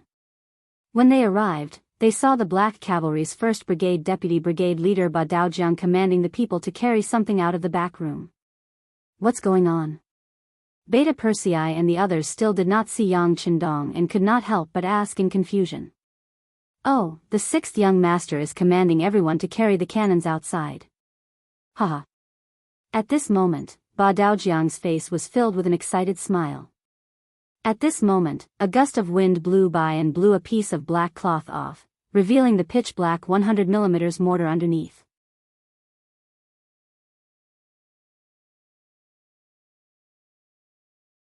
Chapter 1262. Artillery, it's a 100mm mortar.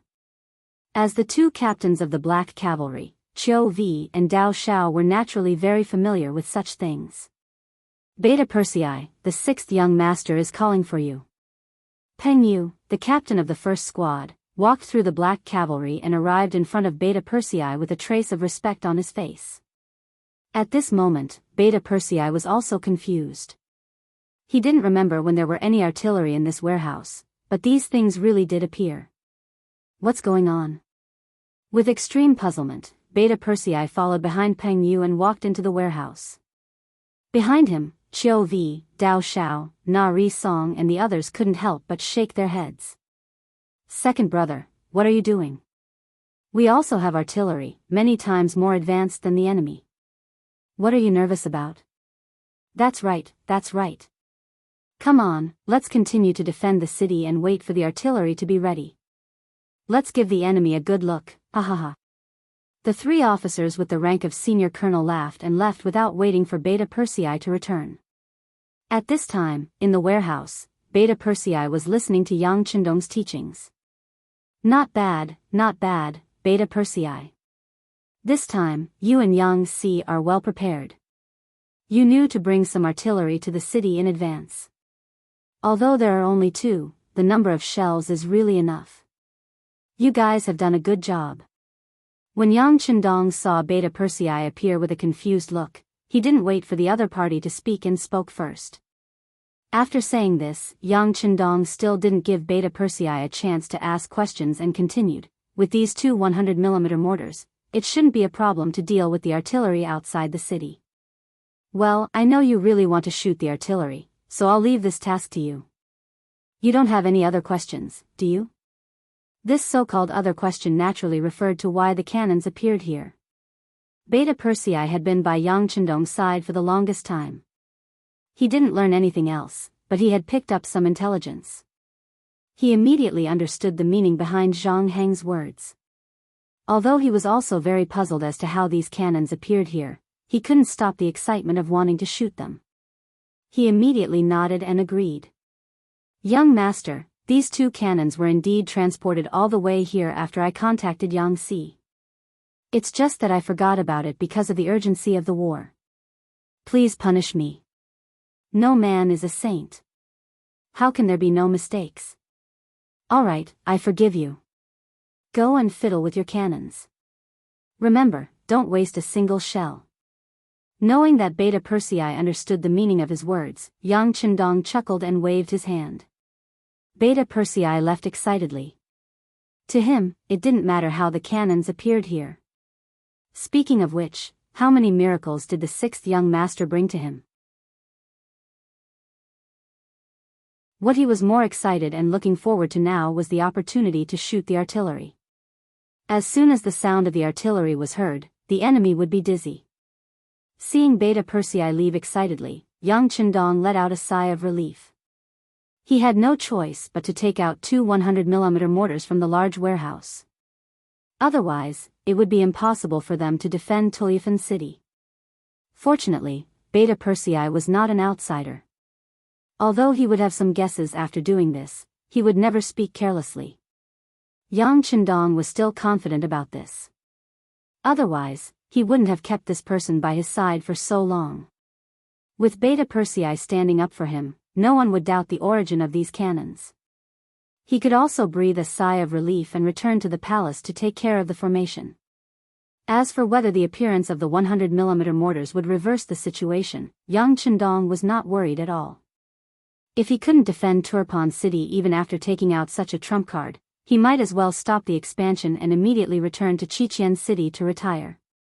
Outside Turpan City, the scene of artillery fire was still raging. When they saw pieces of the city wall peeling off as the cannons fired, the generals of the 5-nation coalition laughed heartily.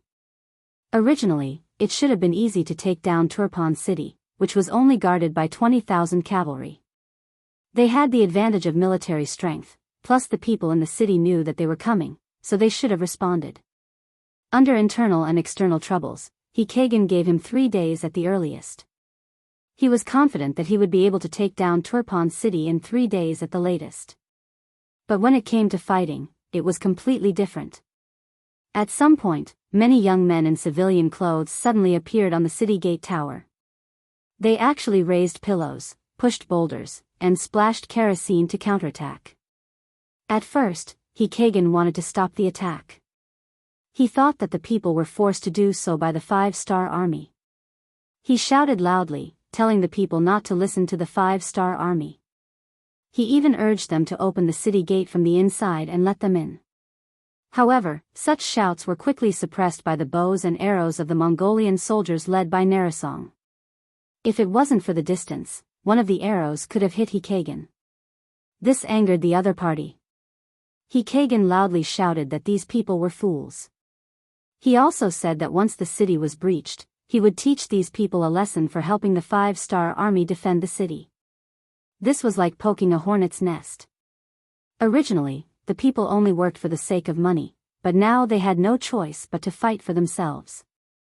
Perhaps after the city tower was breached, the people who helped to defend the city might not be exterminated. However, there was one thing that could not be changed, and that was that the money they had received would be taken back. How could they give back what they had received?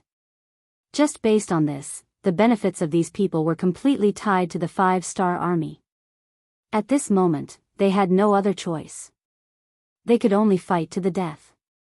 When they saw the enemy's cannons continuously bombarding the city gate tower, the destruction was extremely great.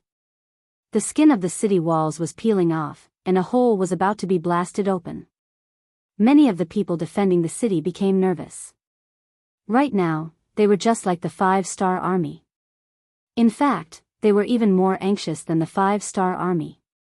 This was because once the city gate was breached, the 5-star army could still charge out. However, they would not even have the chance to escape. Thus, many of the people went to the palace together. They were prepared to petition Bugnam of Gojoseon and ask him to protect the city. For this, these people were willing to do their best. On their way forward, they happened to see Yang Er and the others carrying 2 pitch-black iron objects, as well as several large wooden chests, out of the city. "What are you doing?" Seeing so many people blocking the way, and most of them were young men, Beta Persei frowned slightly. With a wave of his right hand, the 500 black cavalry immediately spread out in a defensive formation. These 2 cannons and 20 boxes of ammunition were treasures in Beta Persei's eyes. He would never allow anyone to have any ideas about them. The murderous aura of the black cavalry immediately shocked the people on the opposite side. They were all at a loss for what to do, and some didn't know what to do. Fortunately, there were still some bold people in the crowd, such as the young man Tumu, who had repeatedly performed well. He wasn't so scared that he didn't dare to make a sound, but his voice wasn't very loud either. "General, what are you doing? Don't worry about what we're doing. Let me ask, what are you doing? You're called Tumu, right? I'll let you say it." Beta Persei still remembered this young Turpan man who had performed well on the first day and immediately pointed to him. Now that he had a chance to speak, Tumu told the truth. "General, the city is in danger. We want to petition Bugnam of Gojoseon and ask him to send troops to defend the city." Hearing that they wanted to petition to defend the city and not have any ideas about his cannons, Beta Persei's expression immediately became much better. "Oh, so that's what you mean. Okay, then you don't have to go. Didn't you ask us what we were doing just now? Then I can answer you now. Do you see what we're moving? These are cannons, specially used to help everyone defend the city." Cannons? They're so small. Although Beta Persei's words were very confident, in the eyes of these young people, they were not very optimistic. They had seen the cannons of the 5-nation coalition army on the city tower before. Each one was bigger than the other, and their power was so amazing. The 2 cannons in front of them were so small that 2 people could carry them. They really couldn't imagine how powerful they could be. At this moment, Beta Persei didn't know whether to cry or laugh at being underestimated. Okay, there's no need to explain anything to you now. Just watch our actual actions in a while. Come on, let's move on." Some things could not be described with words, just like the power of a 100mm mortar. But Beta Persei believed that once the cannons were fired, the power they emitted would definitely shock everyone. At that time, facts would be more effective than 1,000 words. Beta Persei said so confidently that the people could only follow behind him, regardless of whether they believed it or not. They soon arrived at the West City Gate, then began to set up the cannons and adjust the cannon ruler. Beta Persei personally did the work of adjusting the cannon ruler. He was one of Yang Chendong's direct disciples. He really put a lot of effort into it. Now was the time to put it into practice. How could he let others do it? Everyone looked on helplessly as young heir stretched out his thumb and measured the direction of the wind. He was so busy that he couldn't be happier. At the Walla artillery position outside the West City Gate, all 100 cannons were placed here at the moment. It was obvious that Yeshen was going all out to take down Turpan City. In his opinion, this was an excellent opportunity to capture Yang Chendong alive. He would never miss it.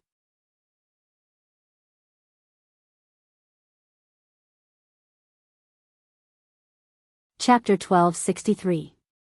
In order to prevent the enemy from abandoning the city and fleeing, under his coordination, every gate of the city was guarded by the cavalry of the 5 allied nations. This was to ensure that the 5-star army would either not leave the city, or once they left the city, they would be stopped and intercepted by the strongest forces. Yang Chendong, oh Yang Chendong, let's see where you can escape to this time. Continue to fire the cannons. Blast them to death. Yeshen rode on his horse, his voice carrying a murderous aura, but his face was full of joy. It was obvious that he was very satisfied with the current situation. Just like how Yang Chendong was sent to rescue the 1st Cavalry Division at the Ayla Mountain Pass, Yeshen's move of sending his 100,000 troops was not just to defeat the 5-star army. Can't he see that Yang Chendong is dividing the combat power of the 5-star army? But he did it anyway, so that he could surround Turpan and give himself a chance to take the head of the general in the midst of an army of 10,000. Now that the opportunity was about to present itself, how could he not be excited? How could he not be excited? How could he not be happy? The cannons were still firing. Due to some quality issues, more than 10 of the 100 cannons had been turned into duds, and a dozen more were about to come to an end. However, he didn't care about these things. All he wanted was to take down Turpan City and kill Yang Chendong. Of course, it would be best if he could capture him alive. He could probably exchange this person for a lot of good things that he wanted. At that time, without the 5-star army holding him back, he would be invincible on the grasslands once again. It was unknown what he thought of, but a smile flashed across his face. At this moment, he also had the potential to become a mental patient, to the extent that when the deputy generals at his side saw this appearance, they unknowingly distanced themselves a bit, each of them carrying a cautious expression on their faces. Inside the city, after a series of operations, Yang Heir was ready to fire the cannons. He chuckled and waved at the Black Knight Dragon Guards not far away. Come on, bring me a box of cannonballs. These were the treasures of the 5-star army. Due to the lack of technology and raw materials, the production of cannonballs had always been extremely complicated. It was already considered good if 2 or 3 out of 10 cannonballs were up to standard. There might even be some duds, which was something that couldn't be bought with money. This was also one of the main reasons why the 5-star army had to increase the number of cavalry units. Once cannonballs could be used freely one day, it would be much easier for them to fight battles. There were 6 cannonballs in one box, a total of 10 boxes. Looking at the golden cannonballs, Beta Persei had a dazed look on his face. Brothers, it's up to you. Don't let them be duds. Of course, Beta Persei did not know that these were all taken out by Yang Chendong from the big warehouse. There was no problem with their quality, and it was even more impossible for them to be duds. Fire. Under Beta Persei's shout, the cannonball was loaded into the barrel. Then, with a long whistle, a seemingly invisible flame rushed out of the barrel and shot towards the Walla army's artillery positions outside the city. Compared to the beaming red barbarian cannons that could only hit 200 to 300 meters away, the mortar cannons had a range that could kill the enemy in minutes. It was like a knife versus a pair of scissors. They were not on the same level at all. The Walla artillery positions outside the city were surrounded by majestic Walla cavalry. Considering the power of the cannons and the threat they posed to Turpan's towers, Yeshen ordered more than once that they had to be on high alert. They had to be constantly on guard against the 5-star army's cavalry rushing out. Once this place was destroyed, they would lose a very important trump card. Therefore, those who were assigned to stand guard here were all elite veterans with eagle eyes, the strength of a bear, and the morale of a tiger. But even if they were powerful cavalry, in the face of the cannons falling from the sky, they had no effect at all. The so-called defense was just like paper.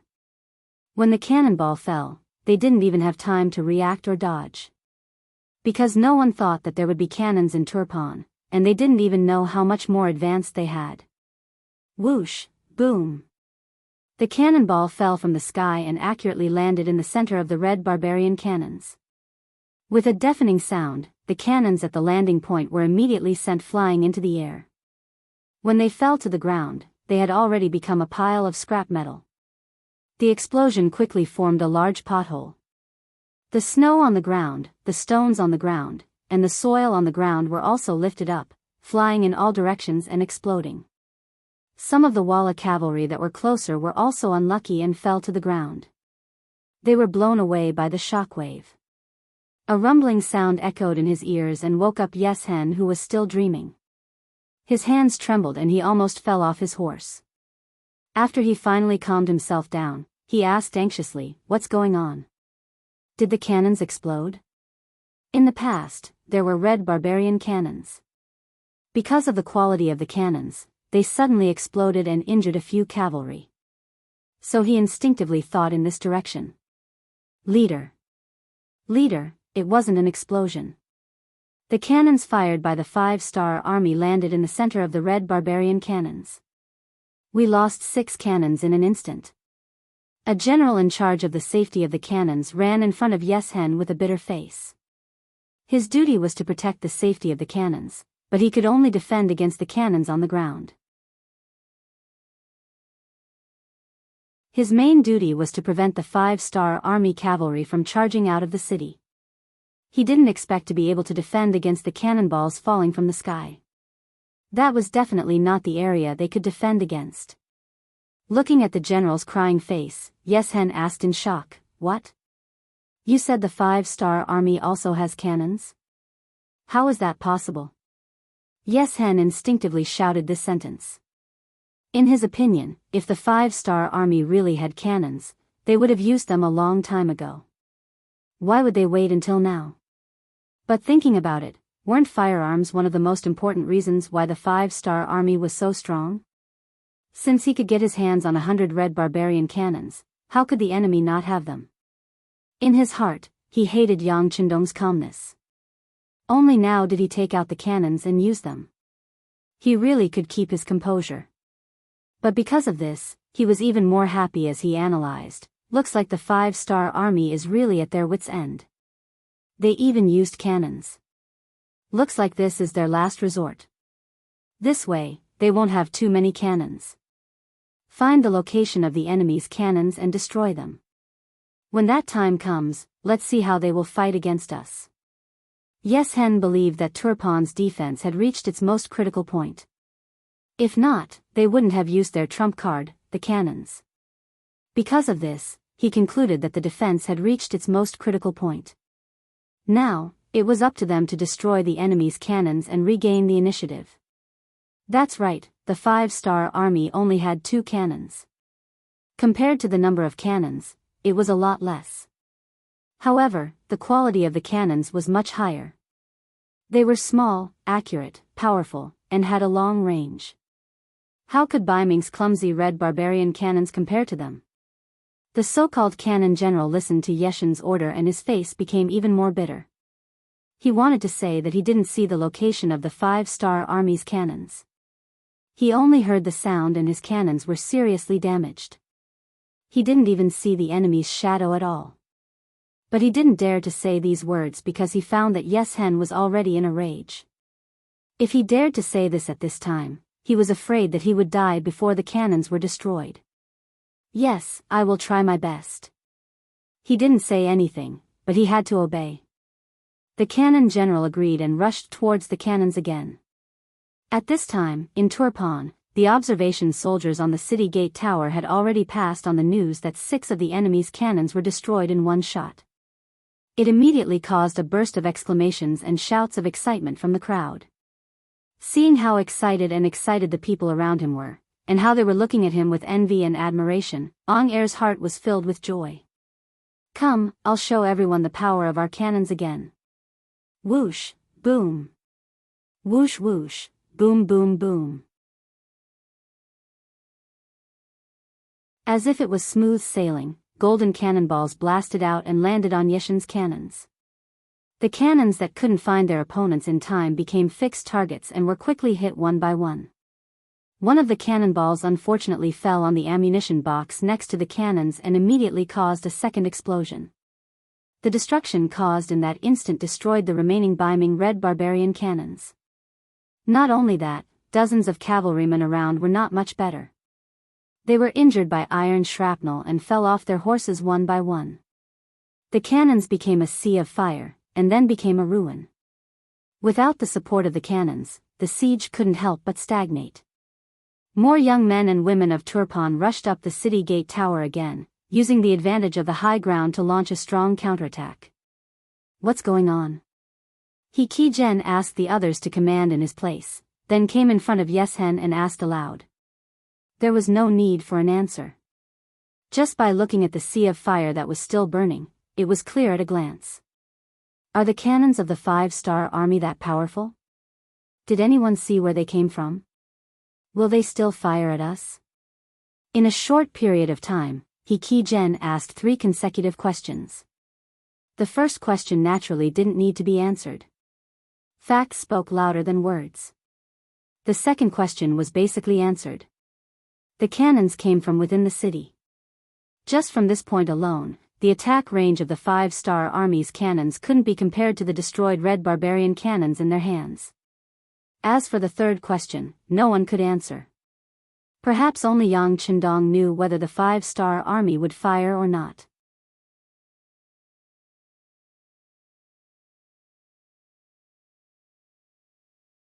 Chapter 1264. He Kagan's expression turned ugly when he didn't receive any news. He originally thought that victory was in the bag. With the addition of the cannons, he was even more certain of victory.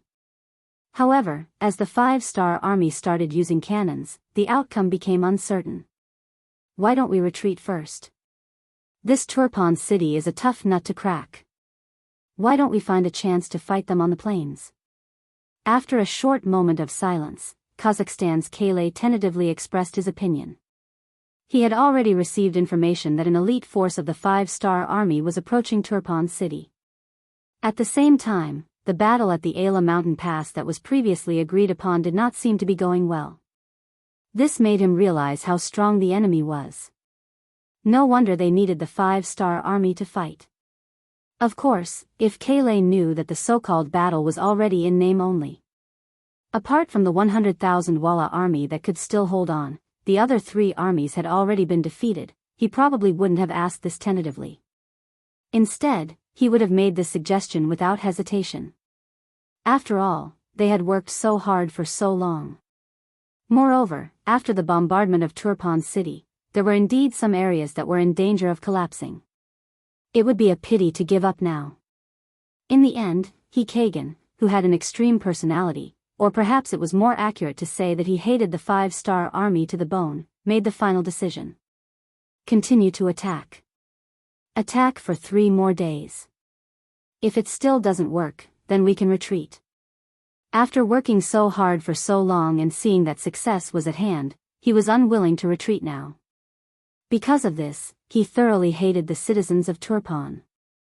This was because he had already discovered that it was these citizens, especially some young and strong men, who had climbed up the city walls.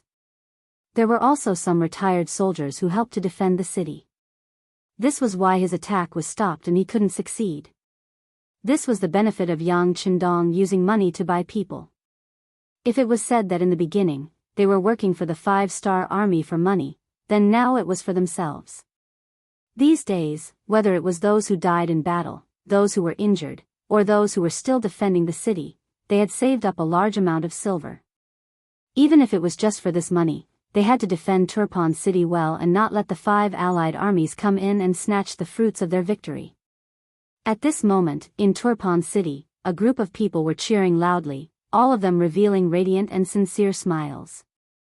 Originally, they were worried that the Walla army's cannons would pose a threat to them, but when the 5-star army took out their cannons, they finally witnessed the power of cannons. They were more confident in defending the city, and naturally, they were more confident in protecting their own property. Seeing how powerful the cannons of the 5-star army were, many citizens couldn't help but suggest excitedly, "Why don't we fire these cannons into the enemy's camp?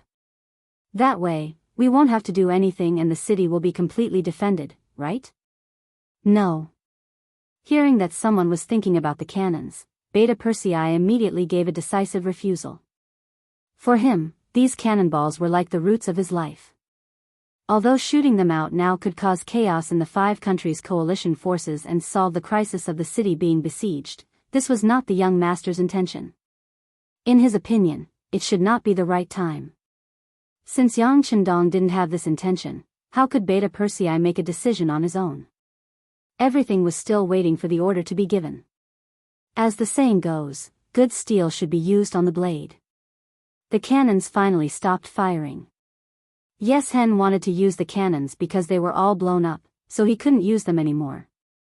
The 5-star army deliberately held back. Yes Hen and the others didn't know about this. After watching the cannons being raised to the ground, he led the cavalry out of the camp and stood scattered outside the city. Because he wasn't sure if the other side would bombard the barracks. If so, how could they fight this battle if they couldn't even see the shadow of the enemy's cannons? Yes Hen was even ready to retreat at any time. But after waiting for more than an hour, he didn't hear the sound of cannons. His originally fearful face slowly calmed down. It seems that the 5-star army doesn't have a lot of cannons. Hee, that's good, there's a possibility to continue fighting. Beta Persei regarded the cannons as his lifeblood, which caused Yes Hen to misunderstand. This also meant that they were destined to receive a bloody lesson soon. Without the addition of cannons on both sides, the war returned to normal, and the siege of the city continued with cold weapons. With the support of the 40,000 strong men in Turpan, it wasn't that easy for the 5 Alliance army, which didn't have much military strength, to break through. For a time, both sides fell into a deadlock. Also in a stalemate was Walla's 90,000 strong army and the 5-star army's cavalry. Bo Mu brought 70,000 troops and logistics to the vanguard camp. After meeting up with them, he knew everything that had happened. Regarding the fact that he couldn't break through the defensive formation of the 5-star army, nor could he rescue the 10,000 Turpan cavalrymen led by Arafu, who had tipped them off, Bo Mu didn't feel any guilt. This wasn't part of the battle plan, and he had no obligation to save them. On the contrary, Bo Mu was distressed by the loss of 6,500 cavalry in the first battle. The original Vala army was very powerful, and even the great Khan Tuachuo Buhua had fallen under their blades. But ever since Yang Chendong suddenly appeared and the 5-star army entered the grasslands, the situation immediately changed. The Walla army lost every battle they fought, and their losses were reduced. Now that they didn't even have a place to stand, wanting to replenish their manpower became an extremely extravagant matter. This was why every single fighting force in the camp was so precious. Meanwhile, just a single attack actually cost them 6,500 cavalry. This was truly something Bo Mu didn't expect, and it also made him understand even more clearly how terrifying the 5-star army was. Even though he had 90,000 cavalry in his hands, according to the information from the scouts, the 5-star army didn't even have 50,000 men. With the advantage in numbers, he had confidence in beating back the 5-star army in a frontal battle. However, the consequences of doing so would undoubtedly be great. The best result would be a heavy blow to the 5-star army's cavalry, making the other side lose 50,000 men. Compared to the disastrous losses he would suffer in the end, this kind of result was clearly not what Bo Mu wanted to see. In comparison, the 5-star army was clearly much more valiant. They had an extremely stable rear, and an extremely stable source of recruits. However, losing 50,000 men wasn't a big deal at all. This was the benefit of having a strong rear. It was a pity that even though he could clearly see all of this, Yeshen just couldn't learn it. He didn't understand production at all, nor did he know how to manage the people's hearts. Even if he was given a territory, it would only give him a fixed goal. He definitely wouldn't be able to become like Yang Qindong, expanding his influence and stabilizing it. Perhaps this was the difference between them. The starting point was completely different, and it would directly lead to a completely different outcome. We can't fight head-on. After a sigh, Bo Mu made an extremely helpless decision. Then are we just going to watch the 5-star army run wild in front of us like this? Bian Qin, who had just suffered a defeat, had an expression of unwillingness on his face. Let's wait a little longer. He didn't take the initiative to answer this question, instead choosing to evade it. Bo Mu wanted to report the situation here to leader Yeshen, who was at the foot of Turpan, and wait for the final result. Now that both the Yirqiang and Turpan cavalry had been defeated, it seemed like this battle was already over before it even started. However, it wasn't that there wasn't any hope. For example, there were still 80,000 Ili cavalry at the Ala mountain pass. Perhaps that would become a new counterattack point. If they could deal with the surrounded 1st Cavalry Division and continue east, they could try to launch a pincer attack on both sides.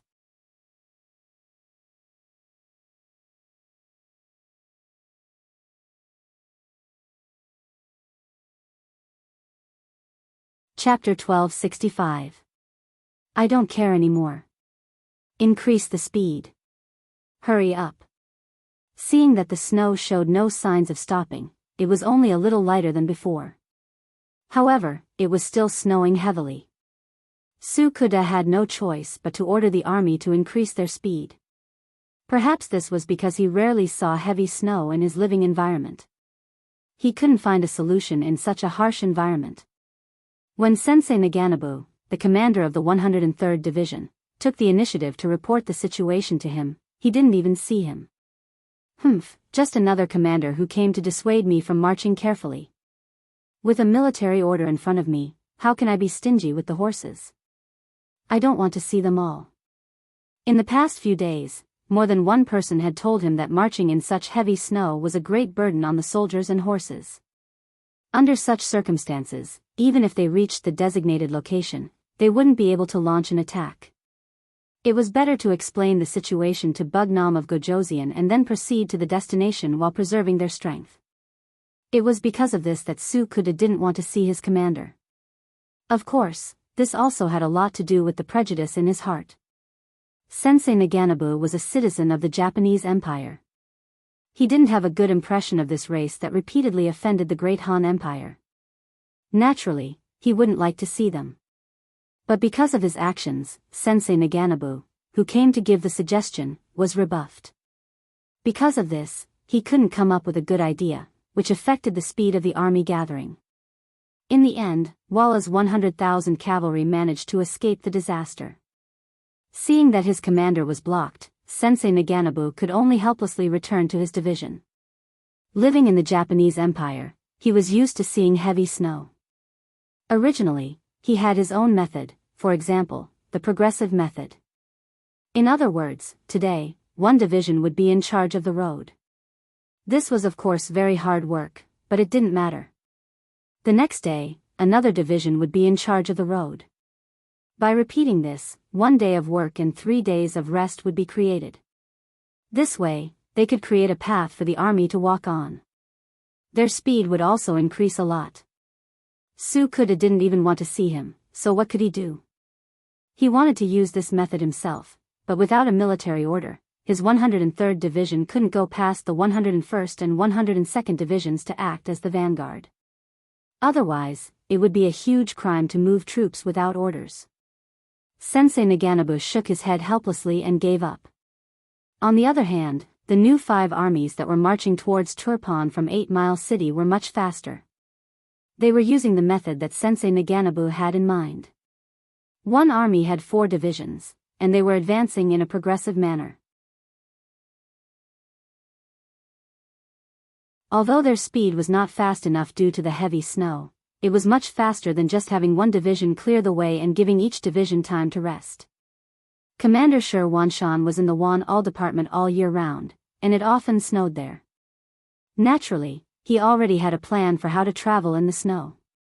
Under his lead, the new 5 armies quickly approached Turpan City. Not far to the north, the 3rd and 4th divisions of the 4th division were also running under the lead of Ling Dechang. The snow was too heavy, and Ling Dechang gave up on the bicycle in his hands. After leaving a company to guard the area, he led the rest of the Cold Vanguard warriors to advance on foot. If it was on flat ground, walking was naturally faster than a warhorse. However, under the heavy snow, it was a completely different story. Many times, a single person's speed was even faster. Especially those who were able to become the Cold Vanguard warriors, which one of them didn't have good military qualifications. Their speed wasn't bad at all. Ling Dechang led more than 4,000 soldiers to change their pace. This made the Vara and Kazakh cavalry, who were in charge of following and pinning them down, extremely anxious. The heavy snow was also a huge obstacle for them. Coupled with the occasional gust of wind, they actually lost track of the Cold Vanguard warriors. The 4th division was nowhere to be seen.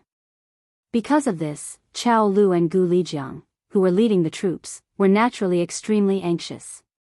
After trying all sorts of methods to no avail, they had no choice but to make a decision that they were unwilling to make. That was to report the situation back. Although they would be reprimanded for doing so, this was an important matter, and they couldn't afford to play any tricks. Under the heavy snow, even the speed of the scouts and messengers was greatly affected. What these people in charge of relaying the orders didn't know was that their target, the 2nd division, was already in front of them. Under the heavy snow, a strong gust of wind blew. In this weather where even wild beasts were unwilling to come out to look for food, there was a group of soldiers who were persevering through the snow. They held the shovels on their bodies and continued to dig. Even though the newly dug path would soon be buried by the heavy snow under the strong winds, they still worked hard to move their arms, just to create an easier path for the warriors behind them to move forward. 2nd Company has already persisted for half an hour. It's time for 3rd Company to take over. Within the group, the 3rd Company's regiment commander in charge of leading the charge shouted loudly. A group of 100 soldiers rushed forward and replaced the 2nd Company brothers in charge of clearing the path. The army continued to advance. It was with such perseverance that the 4th Division was worthy of the title, Cold Front. They shook off their pursuers on both sides and approached Turpan City step by step. They came together with the new 5 armies. They reported their positions through telegrams, and Yang Qindong naturally knew all this like the back of his hand, but the 5-nation coalition was still kept in the dark. It was said that time was money. It was the same principle on the battlefield. News and intelligence had a time limit, and whoever was slower by half a beat would lose the initiative and even get beaten up. Yes Hen and the other generals were completely unaware of this crisis. They were still hoping that they could take Turpan City and capture Yang Qindong alive to change the situation in one fell swoop. They didn't know that the army they had sent to intercept them had been obstructed by the heavy snow and couldn't send out a warning. They had agreed to fight for 3 more days, and today was the last day. The 5-star army and Turpan citizens on the city walls were about to fall, but every time a soldier risked his life to charge up the walls, he would be beaten back down and sent flying into the dust. What the 5 armies didn't expect was that in the afternoon, a scout suddenly came from afar and told them that Yi Erqiang and Turpan's army had been defeated at the Ala mountain pass.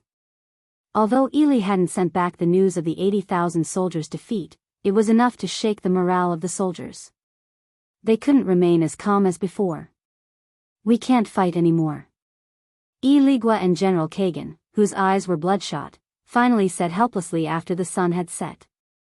The 10,000 infantrymen he had brought with him had all been used up, and only 3,000 of his cavalry were left. The other 4 armies also suffered some losses, but they still couldn't take Turpan City. As the main attacking general, he couldn't help but admit that this path wasn't going to work. Why don't we try another day? In the tent of the Five Nations Army, the Kazakh representative Kalei said unwillingly. Hearing this, Kagan's eyes couldn't help but light up, but they quickly dimmed again. We don't have enough soldiers now. Even if we can take down Turpan City, we don't have enough cavalry to guarantee that we can trap Bugnam of Gojosian. Until now, we haven't seen a single sign of the Black Cavalry. They are Bugnam of Gojosian's strongest force. Although Kagan didn't want to admit it, he couldn't deny the strength of the Five-Star Army. In fact, from the fact that they needed the Five Nations Army to fight together, it already proved the strength and terror of the Five-Star Army. Just like now, they had already sent out 2/3 of their forces, but they still couldn't shake the Five-Star Army. They didn't even have to reveal their trump cards, and the outcome of the battle was already clear. If they had to blame someone, they could only blame the Five Nations Army for not sending out all of their forces. If Ili, Turpan, and Yarkiang were willing to send out 30,000 more troops, they would have taken down Turpan City a long time ago. Even if they couldn't capture Yang Qindong alive, taking down the city and injuring him wouldn't be a problem. When people work together, Mount Tai will move. However, as an army, this sentence was like a joke. No one dared to hope that they could work together. Kagan pointed out their shortcomings, and the other representatives could only lower their heads in silence. After some time, Yes Hen broke the silence and said, "Don't worry, we still have a chance. This time, we forced Bugnam of Gojosian to hide in the city and not come out. This can be considered a huge blow to his arrogance. When the next chance comes, we will definitely succeed in one fell swoop." The results of the battle were not satisfactory, and there might even be accidents. At this moment, staying outside Turpan City was an extremely dangerous thing to do. If things went wrong, they might be surrounded by the reinforcements of the Five-Star Army. This was not something they wanted to see. In such a situation, retreating in time was a wise decision. Their leader's words also signified the end of the encirclement of Turpan. The next step was to retreat. After a good night's rest, they would leave this troublesome place early in the morning and regroup. Soon, the tent was empty, and all the generals were preparing to retreat early in the morning. However, they didn't know that the real darkness was about to descend. In their eyes, their biggest opponent, Bugnam of Gojosian, had already decided to launch an all-out attack tonight. When Yang Qindong made this decision, he received a telegram from the new Five-Star Army and the 4th Lu Division. They were already 8 miles away from Turpan City and were ready to attack at any moment. Hearing that they were here, Yang Qindong decided to launch a night attack.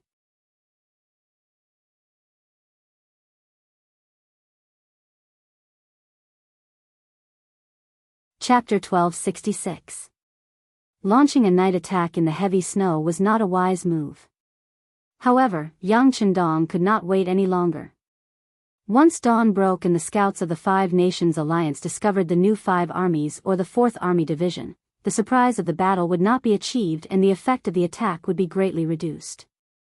It was precisely because of the difficulty of a night attack in the heavy snow that Yang Qindong firmly believed that the Five Nations Alliance army would not think that he would launch a night attack. This gave him a higher chance of winning. In Turpan City, there were still 15,000 Mongolian cavalry that had gathered. There was also an army of 15,000 strong men from Turpan. The biggest benefit of the joint experience of defending the city these days was that the Five-Star Army had completely gained a foothold here and they had the support of all the citizens of Turpan City. These 15,000 cavalry were the strongest force left in the city. They would launch a surprise attack with Yang Qindong and join forces with the other 2 Five-Star Army units that had rushed over from outside the city to achieve the goal of attacking from both inside and outside. In the beginning city, Yang Qindong, dressed in a golden battle robe, was riding on a white dragon warhorse and inspecting the army. The 30,000 cavalry were ready to go. Other than the occasional snorting of the warhorses, there was no other sound. They were like a pack of wolves silently waiting for their prey to appear, waiting for the alpha to give the order to charge. A silent army would give off a strong sense of killing intent. At this moment, even Yang Chendong was shocked by the performance of these soldiers. After nearly 20 days of defending the city, those who were able to survive until now were undoubtedly much more confident in their character and skills. These people had also grown into real soldiers. Young master, it's almost time. Beta Persei, who was at the side, was wearing a white cloak and gave off a domineering feeling. He came to Yang Chendong's side and reminded him softly. Okay, you go. Yang Chendong nodded silently. Following his action, Beta Persei quickly left and came to the front of the two pitch-black mortars in front of the army. He urged the soldiers to open the wooden boxes and take out the shells. Everyone, according to the previous battle plan, gather in front of the city gate. The bombardment will begin in 20 minutes, and after 30 minutes, the entire army will attack. Yang Chendong's voice came out of his mouth, and with the help of the wind, it spread throughout the entire square. After receiving the order, the 30,000-strong army dispersed in all directions and moved towards their respective assembly points in an orderly manner. Looking at everyone's orderly appearance, the captain of the Black Cavalry Brigade, Chiu V, couldn't help but exclaim, "These 30,000 cavalry soldiers are already qualified soldiers, they will definitely play a greater role on the battlefield in the future."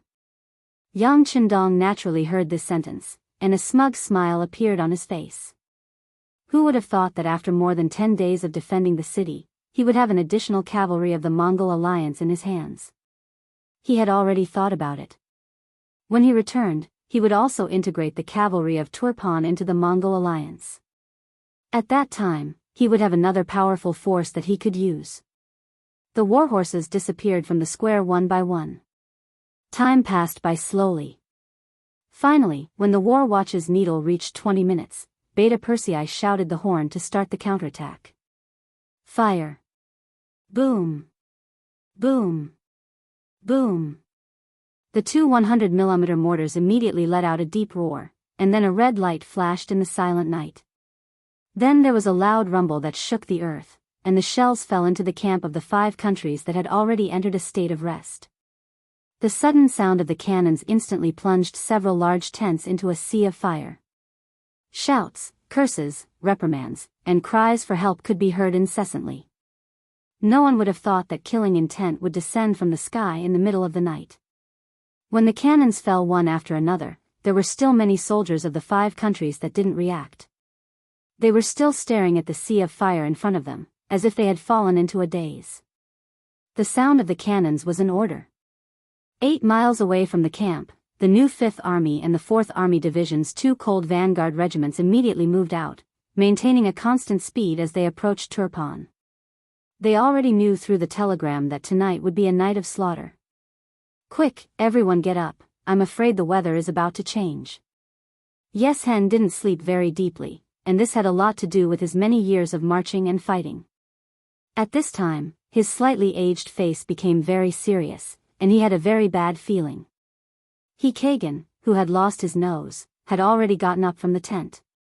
At this moment, his face was gloomy, and his eyes flashed with the flames of anger. It was the 5-star army again. This was a huge rock that had been pressing down on him since the beginning of the battle. He really didn't know when he would be able to move it away. Kazakh General Kelly was in charge of the night watch, and his soldiers were the first to gather.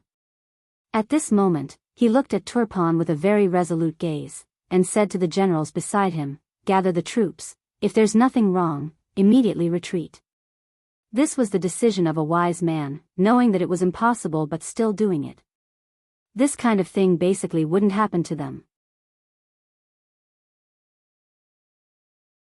If they couldn't win, then they would run. This was their way of survival. In the large tents belonging to the generals, each of them had different reactions, but it was undeniable that they all had one thing in common, and that was that their expressions were very serious. It was only 10 minutes of cannons, and it would be over very quickly. The number of soldiers that died in the explosion wasn't that many. What was needed was a kind of momentum, like the clouds of fire that appeared in the fire tent. This was the effect of the cannons. The drop in morale was the true power of the cannons. "Open the city gates, kill." Yang Chendong gave the order to charge and kill from within the city. In an instant, the 4 city gates opened from the inside, and countless cavalry charged out with sabers in their hands. At the same time, the new 5-star army and the 4th Lu Division's Leng Feng brothers also arrived on the battlefield. The sounds of charging and the sound of gunfire rang out incessantly, and the true attack had begun. No one had expected that on this last night, the 5-star army would suddenly launch an all-out counterattack. This was a kind of coincidence, but for the 5-star army, it was an undeniable disaster. When the sounds of killing rang out from every direction, and under the moonlight and fire, one could see a large number of black figures charging over, the 5-star army's camp was completely thrown into chaos. The so-called Alliance army was originally unable to truly be of one heart and mind, and was as solid as a plate of iron. The sudden disaster really did live up to the old saying, when a disaster strikes, everyone flies away. The first to leave were the most well-prepared Kazakh cavalry. Under Keliai's lead, 50,000 cavalry rushed towards the southwest. When they left, they did not inform anyone. In Keliai's heart, this time, in the attack on Turpan City, which the 5-star army thought was a turtle in a jar, he had already lost 10,000 cavalry and had already fulfilled his duty. Right now, there were the figures of the 5-star army in all directions. Knowing that this battle was impossible to win, he naturally had nothing to say about leaving. The next to leave was Yeshen. The difference was that he did not head towards the southwest, which was the rear of the Ili region. Instead, he headed towards the northwest, which was the hinterland of the 5-star army. Of course, he was not looking for trouble. Instead, he was going to meet up with one of his 4 generals, Bo Muir. After roaming the grasslands for more than a decade, Yeshen deeply understood that the safest thing to do was to have military power in his hands. This was the same idea as the future where power came from the barrel of a gun. He Kagan also escaped. Under the protection of his personal guards and a few Kiliarchs, he brought 1,000 soldiers and escaped. It was not that he did not want to bring more soldiers. After more than 10 days of sieging, he only had 3,000 soldiers left. In this battle, he had lost another 2,000. Being able to bring out 1,000 people was already his greatest effort. Apart from these 3 armies, the generals and soldiers sent out by Yirkiang and Turpan were a bit slower to react. However, they were only half a beat slower and were surrounded by the 5-star army from all directions. Some of them were even waiting for reinforcements from their allies. However, how could they know that no one told them to leave? It was just to let them stay and attract the firepower of the 5-star army. Now, it seemed that they had really become scapegoats. The situation was one-sided from the start. First, the cannons attacked from afar, disrupting the defensive arrangements of the 5 allied forces. Then, the cavalry swarmed in from all directions, crushing the morale of the allied forces to the lowest point. What followed was one encirclement battle after another. Under the unfavorable conditions of insufficient troops, low morale, the encirclement battle quickly ended before noon the next day. In this battle, 13,000 soldiers of the 5-star army were wiped out, and 30,000 prisoners were taken. In the end, the so-called surprise decapitation operation of the 5 allied forces ended in failure, with the loss of soldiers and a great loss of strength. When the news spread back to the various factions, they were shocked and immediately sent out envoys to Turpan City. They brought large amounts of gold, silver, and other valuables. It was obvious that they wanted to lower their heads and beg for peace. Yang Qindong did not have any intention of rejecting this. Although he never accepted peace and only accepted surrender, the weather was cold and snow was everywhere. This was very disadvantageous for the army. Taking this opportunity to reorganize the army, it was not impossible to fight again in the spring. Taking this opportunity to take some money and lower the other side's vigilance. Wasn't this a strategic strategy? Turpan City returned to its peaceful state, and the citizens of the city were beaming with joy. Not only did they survive this battle, many of them had also gained benefits. In their hearts, the name of Bugnam of Gojoseon, or the Heavenly Khan, had unknowingly increased. When Yang Qindong returned from the battlefield outside the city, he was welcomed by the hundreds of thousands of people in the city. Regarding this, Yang Chendong naturally waved his hand in a high-spirited manner. He would never put on airs in front of the citizens, because these were his future citizens. Even second and third class citizens were still citizens. You're tuning into the Carefree Valley YouTube channel. Don't forget to subscribe and join us on this journey to catch the most captivating stories.